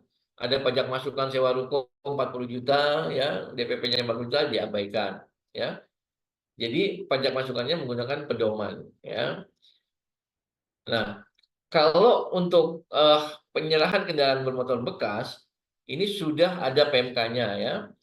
Jadi misalnya ada PT Mobil Legend, ya, melakukan penjualan barang harga 780 juta, total 4 unit mobil misalnya, dia ada sewa toko, ada pembelian barang kena pajak lainnya, total PPN pajak masukan dia punya 2.750, dia punya 715 juta, ya, 715.000. Tetapi karena dia melakukan penyerahan yang berupa kegiatan tertentu yang diatur dalam pasal 9A, maka dia wajib menggunakan besaran tertentu. Nah, itu diatur di mana? Di PMK 65 2022 itu sudah terbit, pengganti PMK 79. Besaran tertentunya berapa? Besaran tertentunya adalah 1,1% kali harga jual. Jadi kalau dalam satu bulan misalnya menjual 780 juta, ya, 780 juta, maka PPN-nya adalah 1,1% kali 780 juta atau 8.580.000. Nah, ini PPN yang dipungut. Kemudian yang disetor berapa? PK kurang PM. Nah, PM-nya berapa? PM-nya 0. Karena pajak masukannya tidak dapat dikreditkan kalau menggunakan besaran tertentu, gitu ya. Jadi PK-nya 8.580, PM-nya 0, maka yang disetor adalah 8.580.000, gitu ya. Oke, teman-teman, itu yang mungkin kita bisa pelajari sampai dengan saat ini. Nanti di pertemuan berikutnya kita masuk yang agak lebih rumit nih ya, PMK 186. Ini sebagai gambaran, ini akan menghitung pajak masukan yang pajak keluaran pajak masukan ini ada yang dapat dikreditkan, ada yang enggak, gitu ya. Sebagai pengantar, ini ada pajak masukan, ada yang dapat dikreditkan, ada yang enggak. Kemudian bagaimana cara mengkreditkannya? Kita menggunakan mekanisme PMK 186. Itulah sedikit kira-kira ya yang bisa saya sampaikan. Ada yang mau diisikan dikit, gitu ya. Kalau nggak ada, ya kita close saja ya. Kita besok juga ketemu lagi, ya. Saya mohon maaf kalau dalam penyampaian ada yang tidak pas ya. Terima kasih atas perhatiannya juga teman-teman UI. Terima kasih. Assalamualaikum warahmatullahi wabarakatuh. Selamat malam. Salam sejahtera untuk kita semua. Waalaikumsalam Waalaikumsalam. warahmatullahi wabarakatuh. Terima Terima kasih Pak kasih, Pak Catur. Terima kasih teman-teman semua. Izin live ya. Catur. Terima kasih Pak.